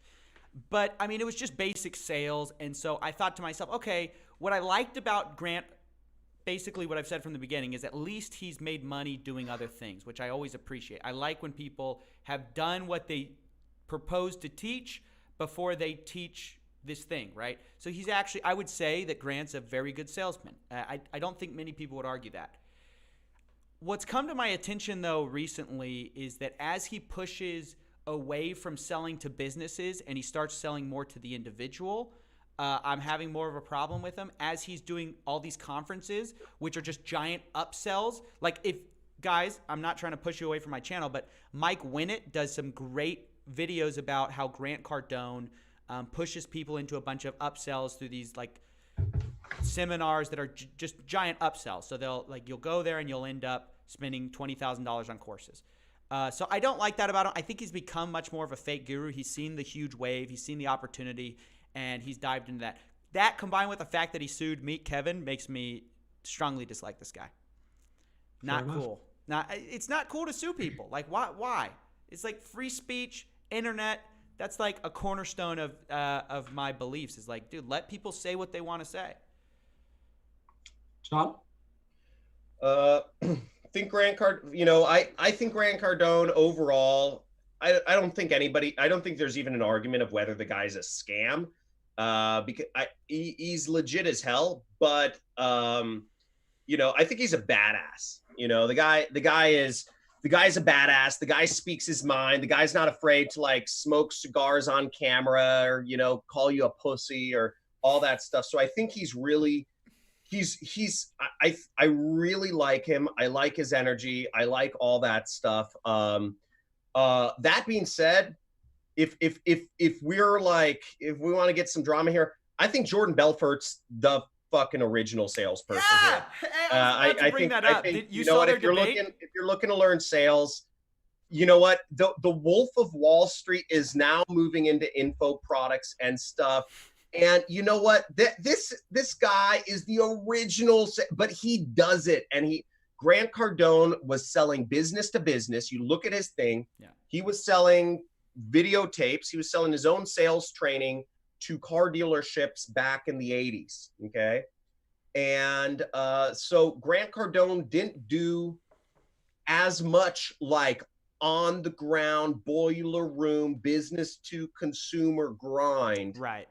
That Jordan Belfort did. Grant Cardone, I don't know how long he did sales for, but basically he pivoted quickly into the info product space and made a lot of his money there. So is he a badass? Does he know sales? Yeah. Is there any problem with buying his course? Will you learn a lot? Yes, you'll definitely learn a lot. I think it'll be great. But is he the best? I'd say Jordan Belfort. I think Jordan Belfort just wins. And I learned some sales from Jordan Belfort. I've been through both of the guys, he's just master. Also, did you see where Grant Cardone was saying in their debate that disinterest is a level of interest? Did you see that? He's I was like, what are you talking about, dude? You're crazy. Jordan Belfort's got it. Yeah. Grant Cardone. I already said it. I'm not calling it. I'm not saying he's not legit or anything, but I'm saying I don't think he's the best. You know what? He's the most famous for sure. I don't think he's the best. I don't. Yeah. Just fair enough. Fair enough. He's a guy. Cool guy. Next, Guru. And this is the last one we have on the list. Again, let me know if you guys want to continue this. But sure. This is the moment I think everybody that are watching this right now, and the thousands that will watch the recording of this. That's right. As well as the two of you, I think this is, and myself, to be fair, I think this is the moment that we've all been waiting for. And I don't even think I need to really tell you who it is, but I'm going to because that's my job. Okay. So I'm going to go ahead and just start with Steven. It's his show. I'm going to let him lead the way on this one. Steven, what are your opinions on Sifu himself? Okay, so I cannot show this. What I have in my hands right now is a cease and desist letter from Dan Lok delivered to my house. The dude, okay, I got to be careful here because he's getting really close to suing me right now. What can one say about the king of high ticket sales? What could you say about a guy like that? I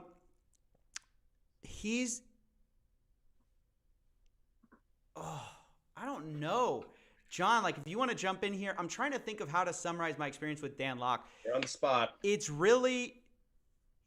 the shadiest guru I've ever come into contact with. And researching him makes me want to take a shower, honestly. The number of people that have contacted me about Dan Lok far exceeds any other guru that I've ever exposed on my channel. Nobody comes close. The amount of people who said, Dan Lok, I've lost all my money. Dan Lok put me in debt. Dan Lok this and this. Dan Lok's course didn't work for me. Dan Lok is suing me. Dan Lok students are being sued. Well, anyway. Dan Lok is just notoriously litigious. He sues people who disagree with him. He uses his money instead of his words. And I don't think that's going to get him far. I think ultimately you live and die by your reputation. And while he's really good at shutting down public discussion, the conversation is happening whether he likes it or not. And if he continues to hide behind lawyers, he's going to fall farther and farther behind. Because ultimately the public knows, just like you said, Jhon, if you're not going to come on and say something, everyone knows you have something to hide. If you can't come on and address it, what are you hiding? So Dan Lok, he's the king right now. He's the king of the fake gurus. In my mind, he's the boss in the Bentley. He's the high-ticket salesman. That's all I can say. Oh, and now he is an investing expert. I don't know if you guys knew that. He's selling a investing seminar. Like, he was a salon expert, then he's supposedly a social media expert, then he's a sales expert, then he's a investing expert. He's the everything expert. If you could make money selling it, Dan Lok would be happy to sell you that ice to the Eskimos. Fair enough, Jhon. Okay. And that's all my opinion. None of that's fact. None of that's fact. I'll go to disclaimer.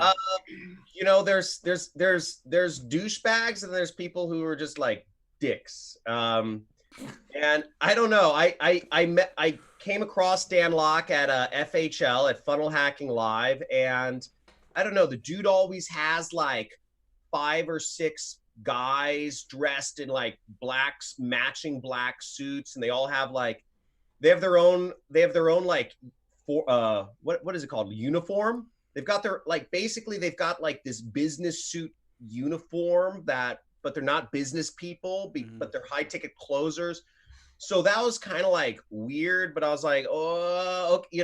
I don't know, any dude who like walks around who's like, hey, you guys learn from me, all have to dress the same way and follow me around everywhere and, not make eye contact. I mean, I don't know. That's kind of weird. Like, first off, like, would not party with, like, doesn't like, I don't want some dude coming in and like, just, he has all these dudes in black around.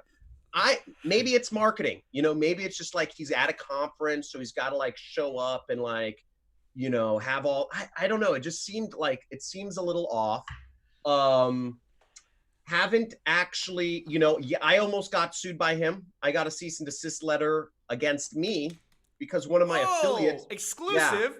So that was the real way we almost met is,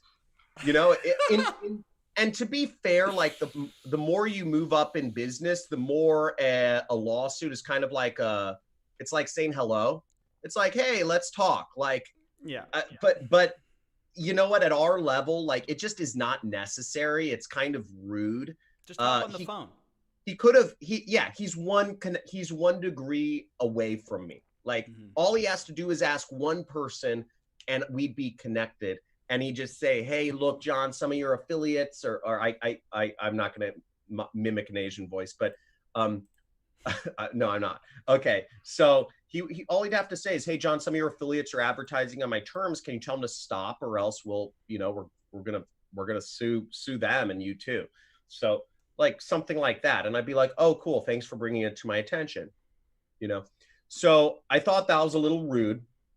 I thought it's a little weird that he has all these dudes following him around. It seems sort of cultish, which I don't know. I understand everybody wants to be a part of a tribe, but when you start turning a tribe or a community into a cult, I think you're going too far. So that's my opinion on it. Also, I did a bit of research. I did a bit of my own research on him when I saw him starting to blow up.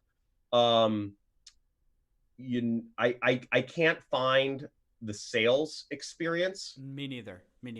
So I don't know. Those are my thoughts. I haven't been through his course. I haven't talked to any people who have successfully gone through his course. How many out of 10 would you give him? So I think his YouTube content is very motivating, and I think it's very good. And I think he puts a lot of free content out there. So he gets some points for delivering so much value to people that is undeniable. Putting up free content on YouTube is an immediate plus if you're trying to sell shit, in my book. 2, 3. I couldn't find the experience there. And I think it's just weird. I think some of the stuff is weird. So that's where I stand. I won't give him a 1 simply because he's helping people a lot with YouTube. But yeah, I don't know. That's where I stand. We're kind of like lawsuit brothers. We're kind of like lawsuit brothers right now. Like, yeah, and I'd like to butt in here real quick. Sure.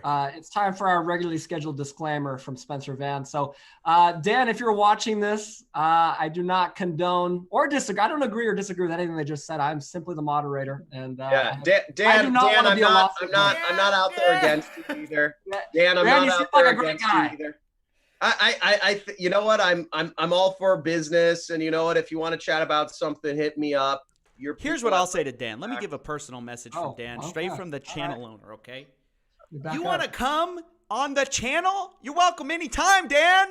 Yeah. Come be a man, Dan, and come on the channel. All right. Come. Boom, drop the mic. Get some balls and come on my channel. Because the dodging, the little wordplay with the sending me a lawsuit, like if you know where I live, why don't you come where I live and just let's talk? Why are we doing this interim? Let's talk man to man. Let's do it. Let's do it, buddy. So open invitation. Your people text my people. You have my contact information clearly, and we will hash it out live on CoffeeZilla. Let's do it.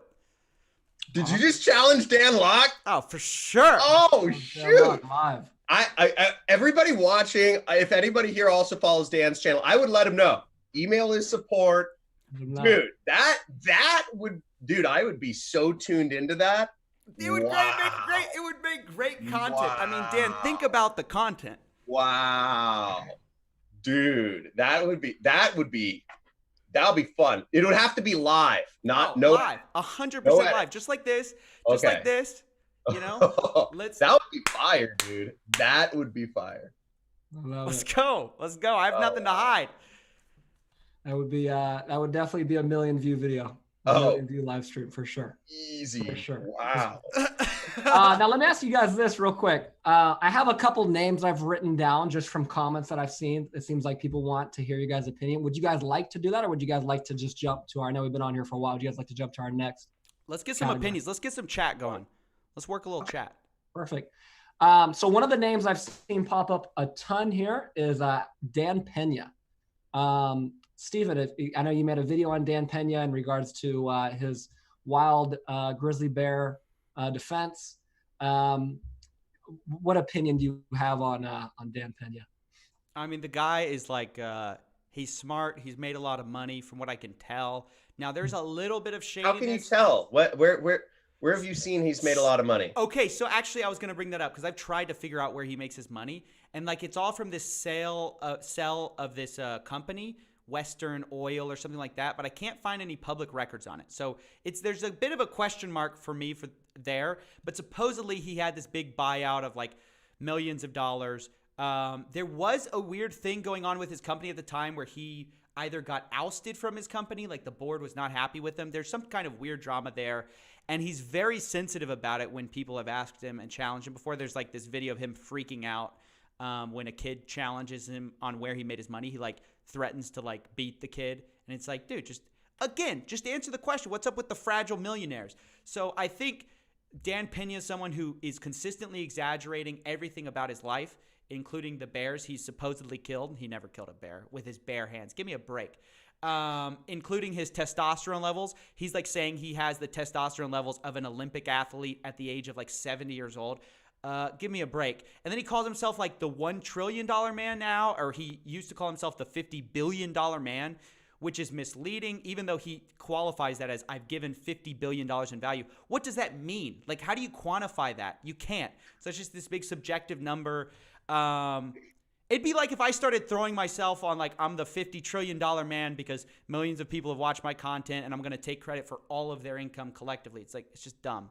So not a fan of Dan Pena. He gives a lot of free stuff out there, so I like that. But overall, like, you know. Fair enough. John? I'm still I'm interested in where Coffee found that he made his money, because as far as I can tell, everything that I've ever seen about him is self-reported. From my loose research, if I can recall it, he basically created his own penny stocks and did pump and dumps. He basically did a pump and dump of some penny stock, and like that was the sale of the company, or that was his company listed on the OTC, which is over-the-counter exchange. It's basically like what the Wolf of Wall Street was doing and went to jail for. I think he just did it one time or something. I mean, he claims to be the CEO of Great Western Resources Inc. Where did he make his money? He says he sold that thing for like millions of dollars or whatever. That's what he says. Okay, that's what he says. All that is verifiable is that he owns some kind, or somehow he has possession of some kind of castle in Ireland or whatever, and he dresses up in a suit. That's all we can verify. There's some interesting similarities between him and the other gurus, right? So Dan Locke's a student of his. This guy, Matt Lloyd, who recently got sued and went to jail, got sued and lost to the FTC for like $300 million, was a student of his. Jason Capital is also a student of his. I think there are a number of other people who are Spencer, do you know any other people who are students of his? No, not off the top of my head, no, but I know those guys specifically. Yeah, so those guys for sure, students of his. So he's had some of these like real, pretty hardcore, like Jason Capital, another cool dude. And by the way, Jason's on our list, so we can jump in. I won't go over that. But basically, I find it weird. I think he's into this whole like secret bullshit. I think he's an actor. I think Dan Pena's an actor. I think the whole thing's an act. I think he wrote some fake story. It's like, who am I in the future? And he's like, I'm a $500 billion man. So I got to start calling myself a $500 billion man. I think the whole thing is an act. And he created this character because he wanted to be rich. And he just started saying, how am I going to make money? Oh, I'm going to charge people to go in my rented castle or some shit. I don't know. Let's go, John. Let's go. Fair enough. I think the guy, I don't know. I think the guy's a joke. And I think the whole like tough guy thing is, I think that's totally an act. Like what the, he's trying to get like business people that, I don't know, that lost their daddy or need a father figure or something. Dude, hey, if you ever want a guest spot on CoffeeZilla talking about Dan Pena, dude, if you gave that same speech, I looked into that guy. I think he's a joke, dude. Honestly, come on. Having a guest spot from Jhon Cristani on Dan Pena would be maybe one of the greatest internet videos that ever hits the market, man. Oh my gosh, that was great. I think in that leads. I agree with you though. Like, it is targeting people who like lost their dads, because he's like, yeah, you need to grow up. You guys are garbage. It's like, dude, what are you doing? What are you doing? That doesn't work. Yeah, in real well, life. I've had people say like, "Yo, you gonna go to like the Castle Summit?" Like, I just, like I've had people ask me if I want to like, sign up too, and I'm just like, let me look into this guy. And the more I did research, the more I was like, I can't find anything concrete here. Yeah. Perfect. Next guy on this list is, I kind of already spelled it. So it's Jason Capital. And Jhon, you brought him up. So why don't you go ahead and lead the way if you have an opinion. Well, Alex is Jason Capital was his pickup artist name. So yeah. So Jason Capital it's a good sounding name. Yeah. I think the guy's cool. The guy's super dope. He runs a cool business. He's super legit. He made money before he was selling info products. He made money. He made money selling info products of like basketball training stuff. So that was his first thing. He's big into basketball. He lives in Orange County. Or he lives in Newport Beach. So I visited his office in Newport Beach. He's made money selling info products. He's made money as an affiliate marketer. He's made money selling pickup artist, kind of like how to pick up chicks. Good looking dude. He's good with the ladies. Lot of fun. Dude would party with. He would party with. Good, like 2 thumbs up guy to party with for sure. And he's a really intelligent, hardworking guy. I have a lot of respect for Jason Capital. I think he's very underrated as far as the gurus go. Fair enough. I despite my the CoffeeZilla army begging me to make a video on him, have never done any research into the guy. I've done like very cursory stuff. Not much to say about the guy. I don't know. Pass. Fair enough. And then the last one that I've seen pop up a lot, and then we could go on for this for hours, right? There's tons of guys we could talk about, but the last big one I've seen come up a lot is Graham Stephan. So I know you did a video about him fairly recently, right, Stephen? Yeah, I did. I talked about that I hate his definition of fake gurus, right. Because he made it sound like the industry is just a couple fly-by-night sale, like guys who are eventually going to leave the industry, and the legit people will rise to the top. And I argued that it's the opposite. It's mostly scumbags, and there's like a few legit people mixed somewhere in that mix. As far as Graham Stephan as a person, is it Stephen or I don't know what. I don't know. I think he's another. He goes by 2 first names too. I'm pretty sure he's another one of those like 2 first name guys. Yeah, I think it's. I'll just say Graham Stephan. Sorry if you're watching. I could get my people to find his last name if anybody wants. Yeah, he's highly intelligent. Seems like a honest dude for the most part. I like a lot of his stuff. He's one of the few people that I'll follow. I'll watch his videos for fun. He puts on a lot of entertaining, free content that doesn't have like a pitch at the end, which I always like. I'm always appreciative of when people do that. So generally, I like what he has to say. On that specifically, I disagree. And I think he has a vested interest in it because he's friends with a lot of these guys. So, of course, he's going to say like, oh, yeah, it's totally legit that I'm promoting Kevin David's course. So it's a way that he can get plausible deniability because he himself is not selling a course like that, but he's creating income because a lot of the courses that he sells from his YouTube promotions are affiliates. And so he's making tons of affiliate money selling what I would argue are fake gurus, but then he's hiding under the name of like, oh, I'm a legit guru because I think he is. But there's a weird ethic there of like giving people a platform and then profiting them from them coming on your platform yourself. I think there's something shady going on there, but that's all I have to say. I like him generally, though. I think we could get along. I think he's a nice guy. Fair enough, Jhon.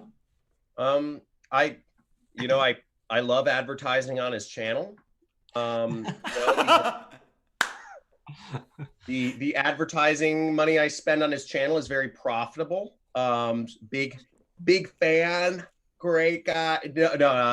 But nice things. Yeah. Well, yes, the channel, the advertising we do on his channel is profitable. So we do like that. I haven't ever met the guy, haven't ever talked to the guy even. I think he's I know he's coming out with I think he's coming out with courses, or he started coming out with courses. I don't know if he teaches them himself. I don't know how vested he is in teaching, but I know he's from what I see of him on YouTube, because I watch his videos sometimes, very smart guy, highly intelligent, very hard worker. To put up a video a day, like I batch my videos. It's hard work. Oh yeah, I batch my videos. Like I'll do like 20. I'll do like 15 videos in a day, and I'll just shoot for a couple days, and then I'll, schedule them out for the next few months.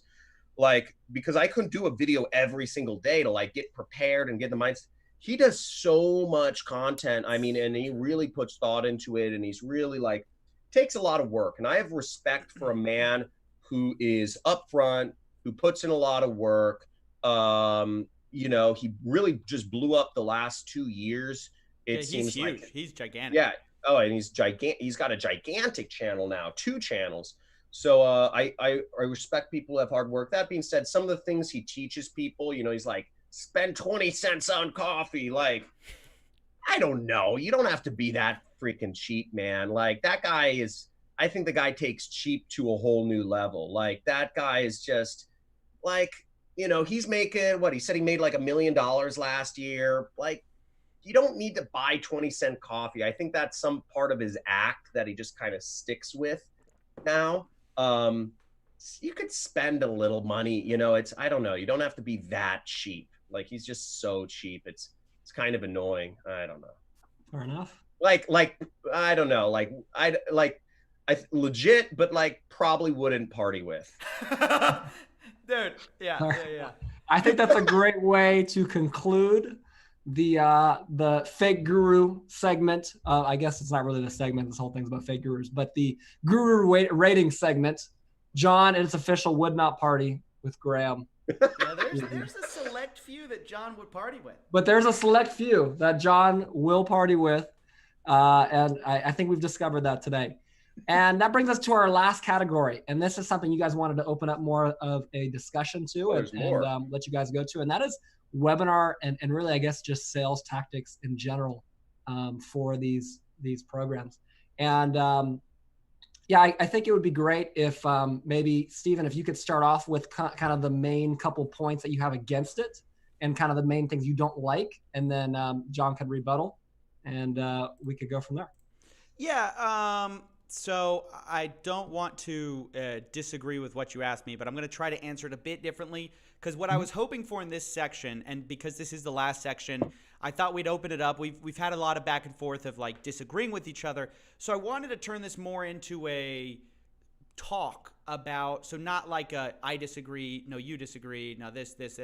I wanted for Jhon to kind of put us in the mindset of how to sell to people like through webinars and like what he's thinking about when he's crafting, because it's rare that I get like an insider, a true insider Spencer, you're an insider, but Jhon, you kind of have like you're a really aggressive marketer. I'd like you to run us through what you're thinking about when you do that in the way of like mechanics. How does it mechanically work? When you put in this line, okay, this is going to work really well. How do you know it's a good line? Right? That's what I want to go for. So I hope you could maybe walk us through some of that. Okay. Just interject and ask questions but basically, we'll take questions from chat as well, like interspersed in here. Okay. So what I'm thinking when somebody clicks on an ad, I want to come as close to the effect of a UFO spaceship landing outside your like bedroom window where you're just like, what the heck? This can't be real. I need to go over and check this thing out.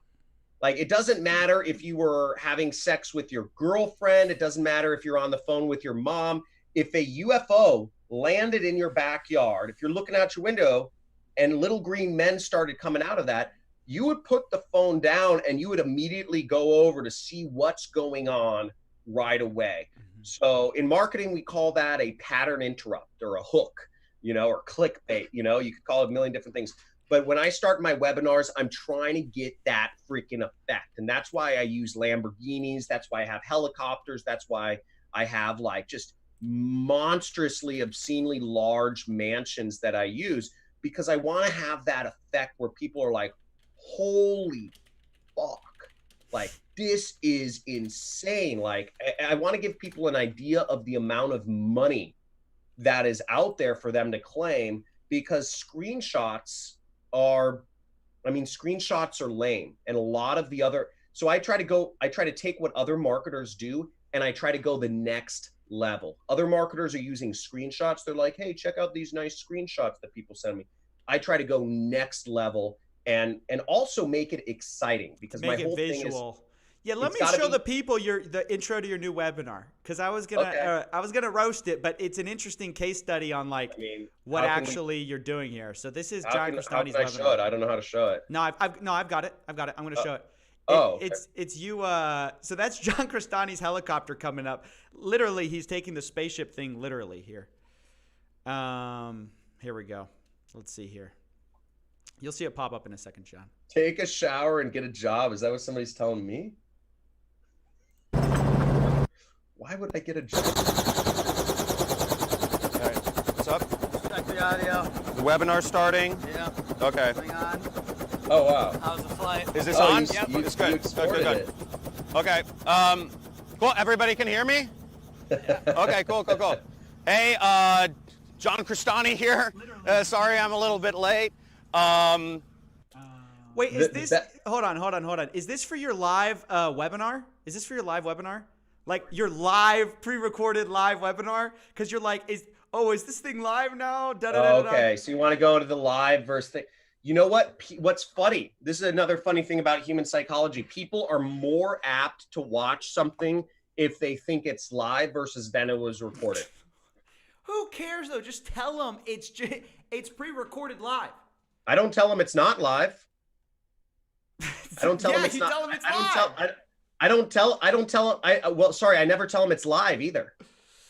No, hold on. Let's go back to because you say, is this thing, wait, hold on. Let's go back to exactly what you said. It was live at one point. So that's where you get into this little marketing realm, but we test it. People love it. And you got to but overall if you tell them this is recorded, it loses the appeal. Okay. And I want education to be exciting. So one of the people I follow very closely is Elon Musk. Whenever he says something about education, I follow it very closely. And what Elon Musk said, somebody asked him, because he has his own school. He built a school for his kids. And they said, what should education be?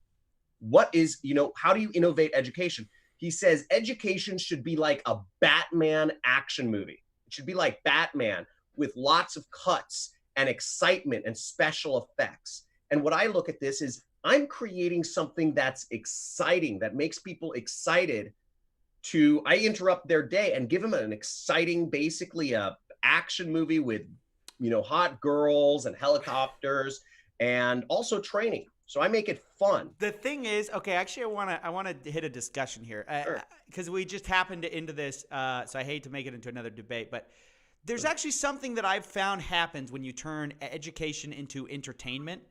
It ceases to be educational, and people all they remember is the entertainment. No, it's true. It's true. That's education should be boring. It's not. It's not boring. Worst. But the point is, you throw a bunch of hot girls at the front of a class, that's a bad argument. Listen, if you throw a bunch of hot girls at the front of a calculus class, they're not going to remember the calculus, Jhon. Do you agree with me?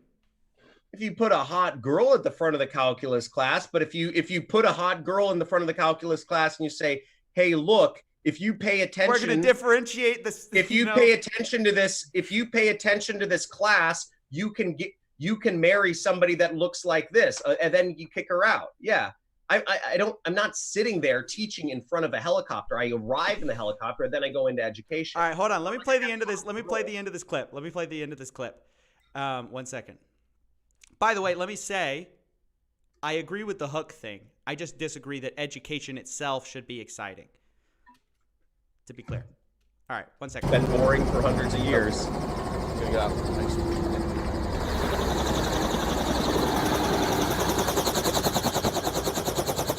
All right. What's up? Check the audio. The webinar starting? Yeah. Okay. Going on. How's the flight? Is this on? Edutainment. Good. Edutainment's a great one. Okay. Cool. Everybody can hear me? The webinar starting. There it is. And then check this no. out. How many times did you have to do this to get the girl to walk out at the right amount of time and the cash on the table? Again. What's up, Ryan? So that one was actually what was actually great about that. Okay, was so she was a cool. We're set up she was a here. freaking pro. So we the first time, we did like 5 takes of this whole intro sequence over a period of time, because we'd have to we'd have to loop the helicopter around, and we had to call flight control. It was a big shoot. It was a lot of fun. It was kind of like a movie set. But to get the girl to do that, well, the first time we said, hey, we need, we brought the girl in. I think she was drinking. How much do you have to pay someone to do that? To do like a scene where they're in a bikini and they walk out and they do the shot? I think we paid him $100 each, but we told him there was like, my buddy, he's like in a famous band, and he said he's like, come hang out. I'm in Palm Springs on a YouTube shoot. Like, there's free alcohol, hang out by the pool. You'll have to work for like 30 minutes, but that's about it. They're like, oh, cool. Like, they just want to hang out. So you don't have to pay much. All right. Yeah. They were drinking the whole time. They were having fun. It was kind of distracting. See, it can't be educated when you're distracted, John. That's my whole point. All right, no. So then you get the hook. Then what? It's like, how do you get them from their cold traffic, they don't know you from Adam, to like, I'm gonna buy a $997 course? Well, you have to let people know what you're offering them. You're either offering them, better health, better wealth, better relationships, better cooking skills, whatever you're offering them, just to kind of lead them through. And it's all about just figuring out what are people's objections to buying, what are the reasons why people wouldn't buy, and then essentially just addressing every reason that people might not buy. Maybe they don't believe me, right? Maybe they don't believe that I actually make a lot of money or made a lot of money or whatever. Yeah. Maybe they don't trust that my company will deliver a good training and support system. Maybe they don't trust that my product actually works. Maybe they believe that I'm a great guy and I've made a lot of money, but they don't believe my training will actually be effective. So I have to address those concerns. Then I also have to address the other concerns, which is, this costs a lot of money. Is this actually worth the price? Or is $1,000 a bad price for this? I have to address other things, such as, does this take technical skills, right? Like, a lot of people think, skills required. I have to be very technical. Other objections are, is this something I can, is this a short term, is it saturated? Yeah, that's a big one. Is this saturated? Have too many people done affiliate marketing, or is there still, room to make money? So I'm just knocking out all the objections. And if I can convince people that, no, this is a good value. Yes, you have the skills to do this now. Yes, there is opportunity doing this. I'm a good person. My company is a good, trustworthy company, and the product works. If I can convince people of all of those things, that's just what I'm doing for 2 hours. I'm literally just addressing those concerns in a variety of different ways. Now, I've always found it interesting that like people on YouTube, to get retention, they're all about short. And all the webinars are hour plus. Sorry, that's my dog barking. But all the webinars are an hour plus. Why over an hour? Is it just you need time with people to make them feel like they know you? What is it? There's a direct correlation with how much time you spend with somebody, with how much money you'll spend with them, and how much you feel like you trust them usually. So the longer you spend with somebody, you're not going to marry somebody on, let's say you have a wife or something. It may have been love at first glance, but you're not going to marry at first glance. You have to spend time with somebody until you actually close that deal. So if you notice, most deals, even when you're buying a car, most buying decisions are made in about an hour. If you go to the car dealership, you're going to spend maybe about an hour all in, talking to people, going for a test drive, etc., before you make a purchase decision. Some people are longer, some people will make purchase decisions shorter. But if I'm trying to convince people to make a big life change, I'm trying to get them to spend the next 6 weeks with me, to spend $1,000 with me. So it's a big commitment. So I need to, I have to spend a lot of time with people in order to convince them to literally give up 30 minutes a day or an hour a day for the next 6 weeks of their life and give me $1,000. It takes time. Yeah. It's not something you're just kind of like, hey, here's a course on Udemy at $10. You have to sell it. Right. All right, I'm going to call an audible here because I see that chat wants a little bit more fire. They want a little bit more so no. I don't mean you were providing great value, but they want us to disagree a bit. So let me say this. Jhon, think of a question that you wanted to ask me. Maybe it's a little contentious. Maybe it's a little bit like outside the ballpark. You're going to ask me that. And I want to ask you, is there such a thing as taking advertising too far and selling too high priced of a product and misleading people? And if there is, what is that point for you? At what point would you say, I cannot ethically support this? And do you know of a guru who's doing that? Can you use an example of this guru? I don't agree with what they're doing. I definitely think there's at least one person you named, which is doing it to an unethical degree. Who, Jhon? Who? Not going to name a name. Oh my! But I do think there is one person out there. Chatters can probably figure out, but I think he's gone a bit over the line. And what is that line for you? Like, which part is the line? Where is you can't say this? If you know your brain, I mean, if you know that you are really just, I don't know, if there's a track record of just people that are disgusted with your product and they are saying they feel brainwashed and I think that's a bit over the line where people are literally they exit the program and they come out and they say, I wasn't even thinking right for that period of my life because I was so brainwashed. That's bad. Yeah. I know exactly who you're talking about now. And yeah. I think people can say it.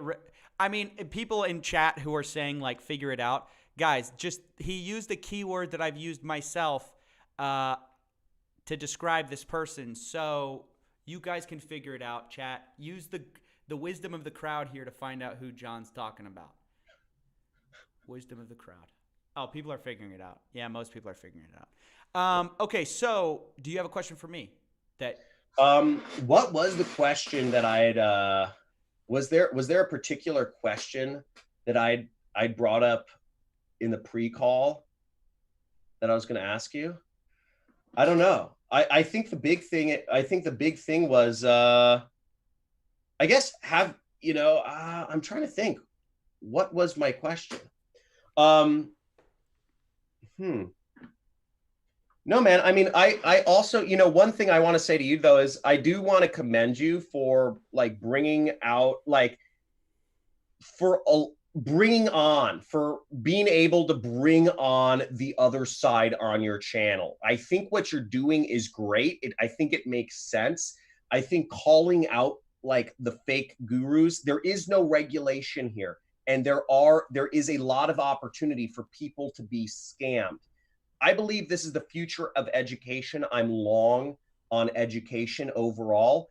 And I think what you're doing is adding a lot of value to the entire ecosystem. I think people should be calling each other out. But at the same note, I really, I commend you. And I think you have a lot of, balls or guts or whatever you want to say, or a lot of truth or honesty to yourself for allowing the other side to actually come on and say our side from the guru side of things about what our thoughts are and why we're doing things. I believe this is a legitimate industry. I think it's great, but there are a lot of bad actors because there aren't enough people like you calling them out. So I think it's actually all healthy. And I'm looking, I'd love to see you call out more people in the future. I saw you going on some of the medical things, But dude, I think just could call people out, man. Like there are more people here, and the histories are interesting on a lot of these people. So I don't know. I think it's fine. I think call them out and invite them on and say, hey, if you want to hear your side, come the heck on and we'll hear your side. I think that's healthy. Fair enough. Spencer, do you have any final questions? I'm thinking, look, let's keep it short and tight. We've already been going on here for probably 2 hours now, somewhere approaching that. Just about 2 hours. Yeah, 2 hours. So, any final questions from the chat or anybody want to wrap anything up, and we'll get out. I think.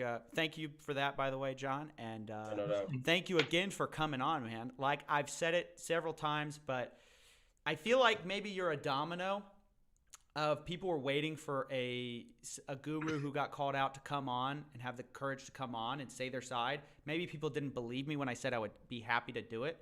But I'm really happy you did, and hopefully in the future people believe me when I say you can come on. You really can. I'm an email away. Let's talk. Awesome, guys. Well, yeah, I mean, that's it for me. I don't have anything else. Again, I think this has been great. And you know what? Real quick, I want to actually ask the chat. Can you guys, in the chat, can you guys give Jhon a 2 if you guys are thankful that Jhon was able to come on here? Can we get some 2s for Jhon? And then can we also get some 2s for CoffeeZilla if you guys love his content? Because I think we need to show some appreciation. Jhon's house. Thanks, Jhon. Thanks, Jhon, for facing the music. Yeah. I try. At first, I was looking at the chat, and then I was just like, "Oh, this is ugly." No, people they always respect people who come on, say their piece. I mean, we don't. The point of this, also, guys, for everyone who wants me to tear John's head off, the point of this is not to tear John's head off. That's what my other videos are for. The point is to address some of the concerns. If you guys wanted a death match, we can do that. But me and Jhon came together. We asked, what did we want to get out of this? We could have, There may be a death match. Hey, there may be a death match. If the people want a death match, we'll eventually give them a death match. We'll give the people whatever they want. If Dan Locke comes on, it has to be a death match because I have so much to say to Dan. If he comes on, it has to be. I don't mean literally, but of course, I mean it has to be a real knockdown, drag out. But yeah, thanks guys. Thanks for a bunch of 2s in chat. All right, guys. Love you. Thanks, Jhon, for coming on. Thanks, Spencer, for moderating. You were terrific. And yeah, that's it. That's all for now. See ya.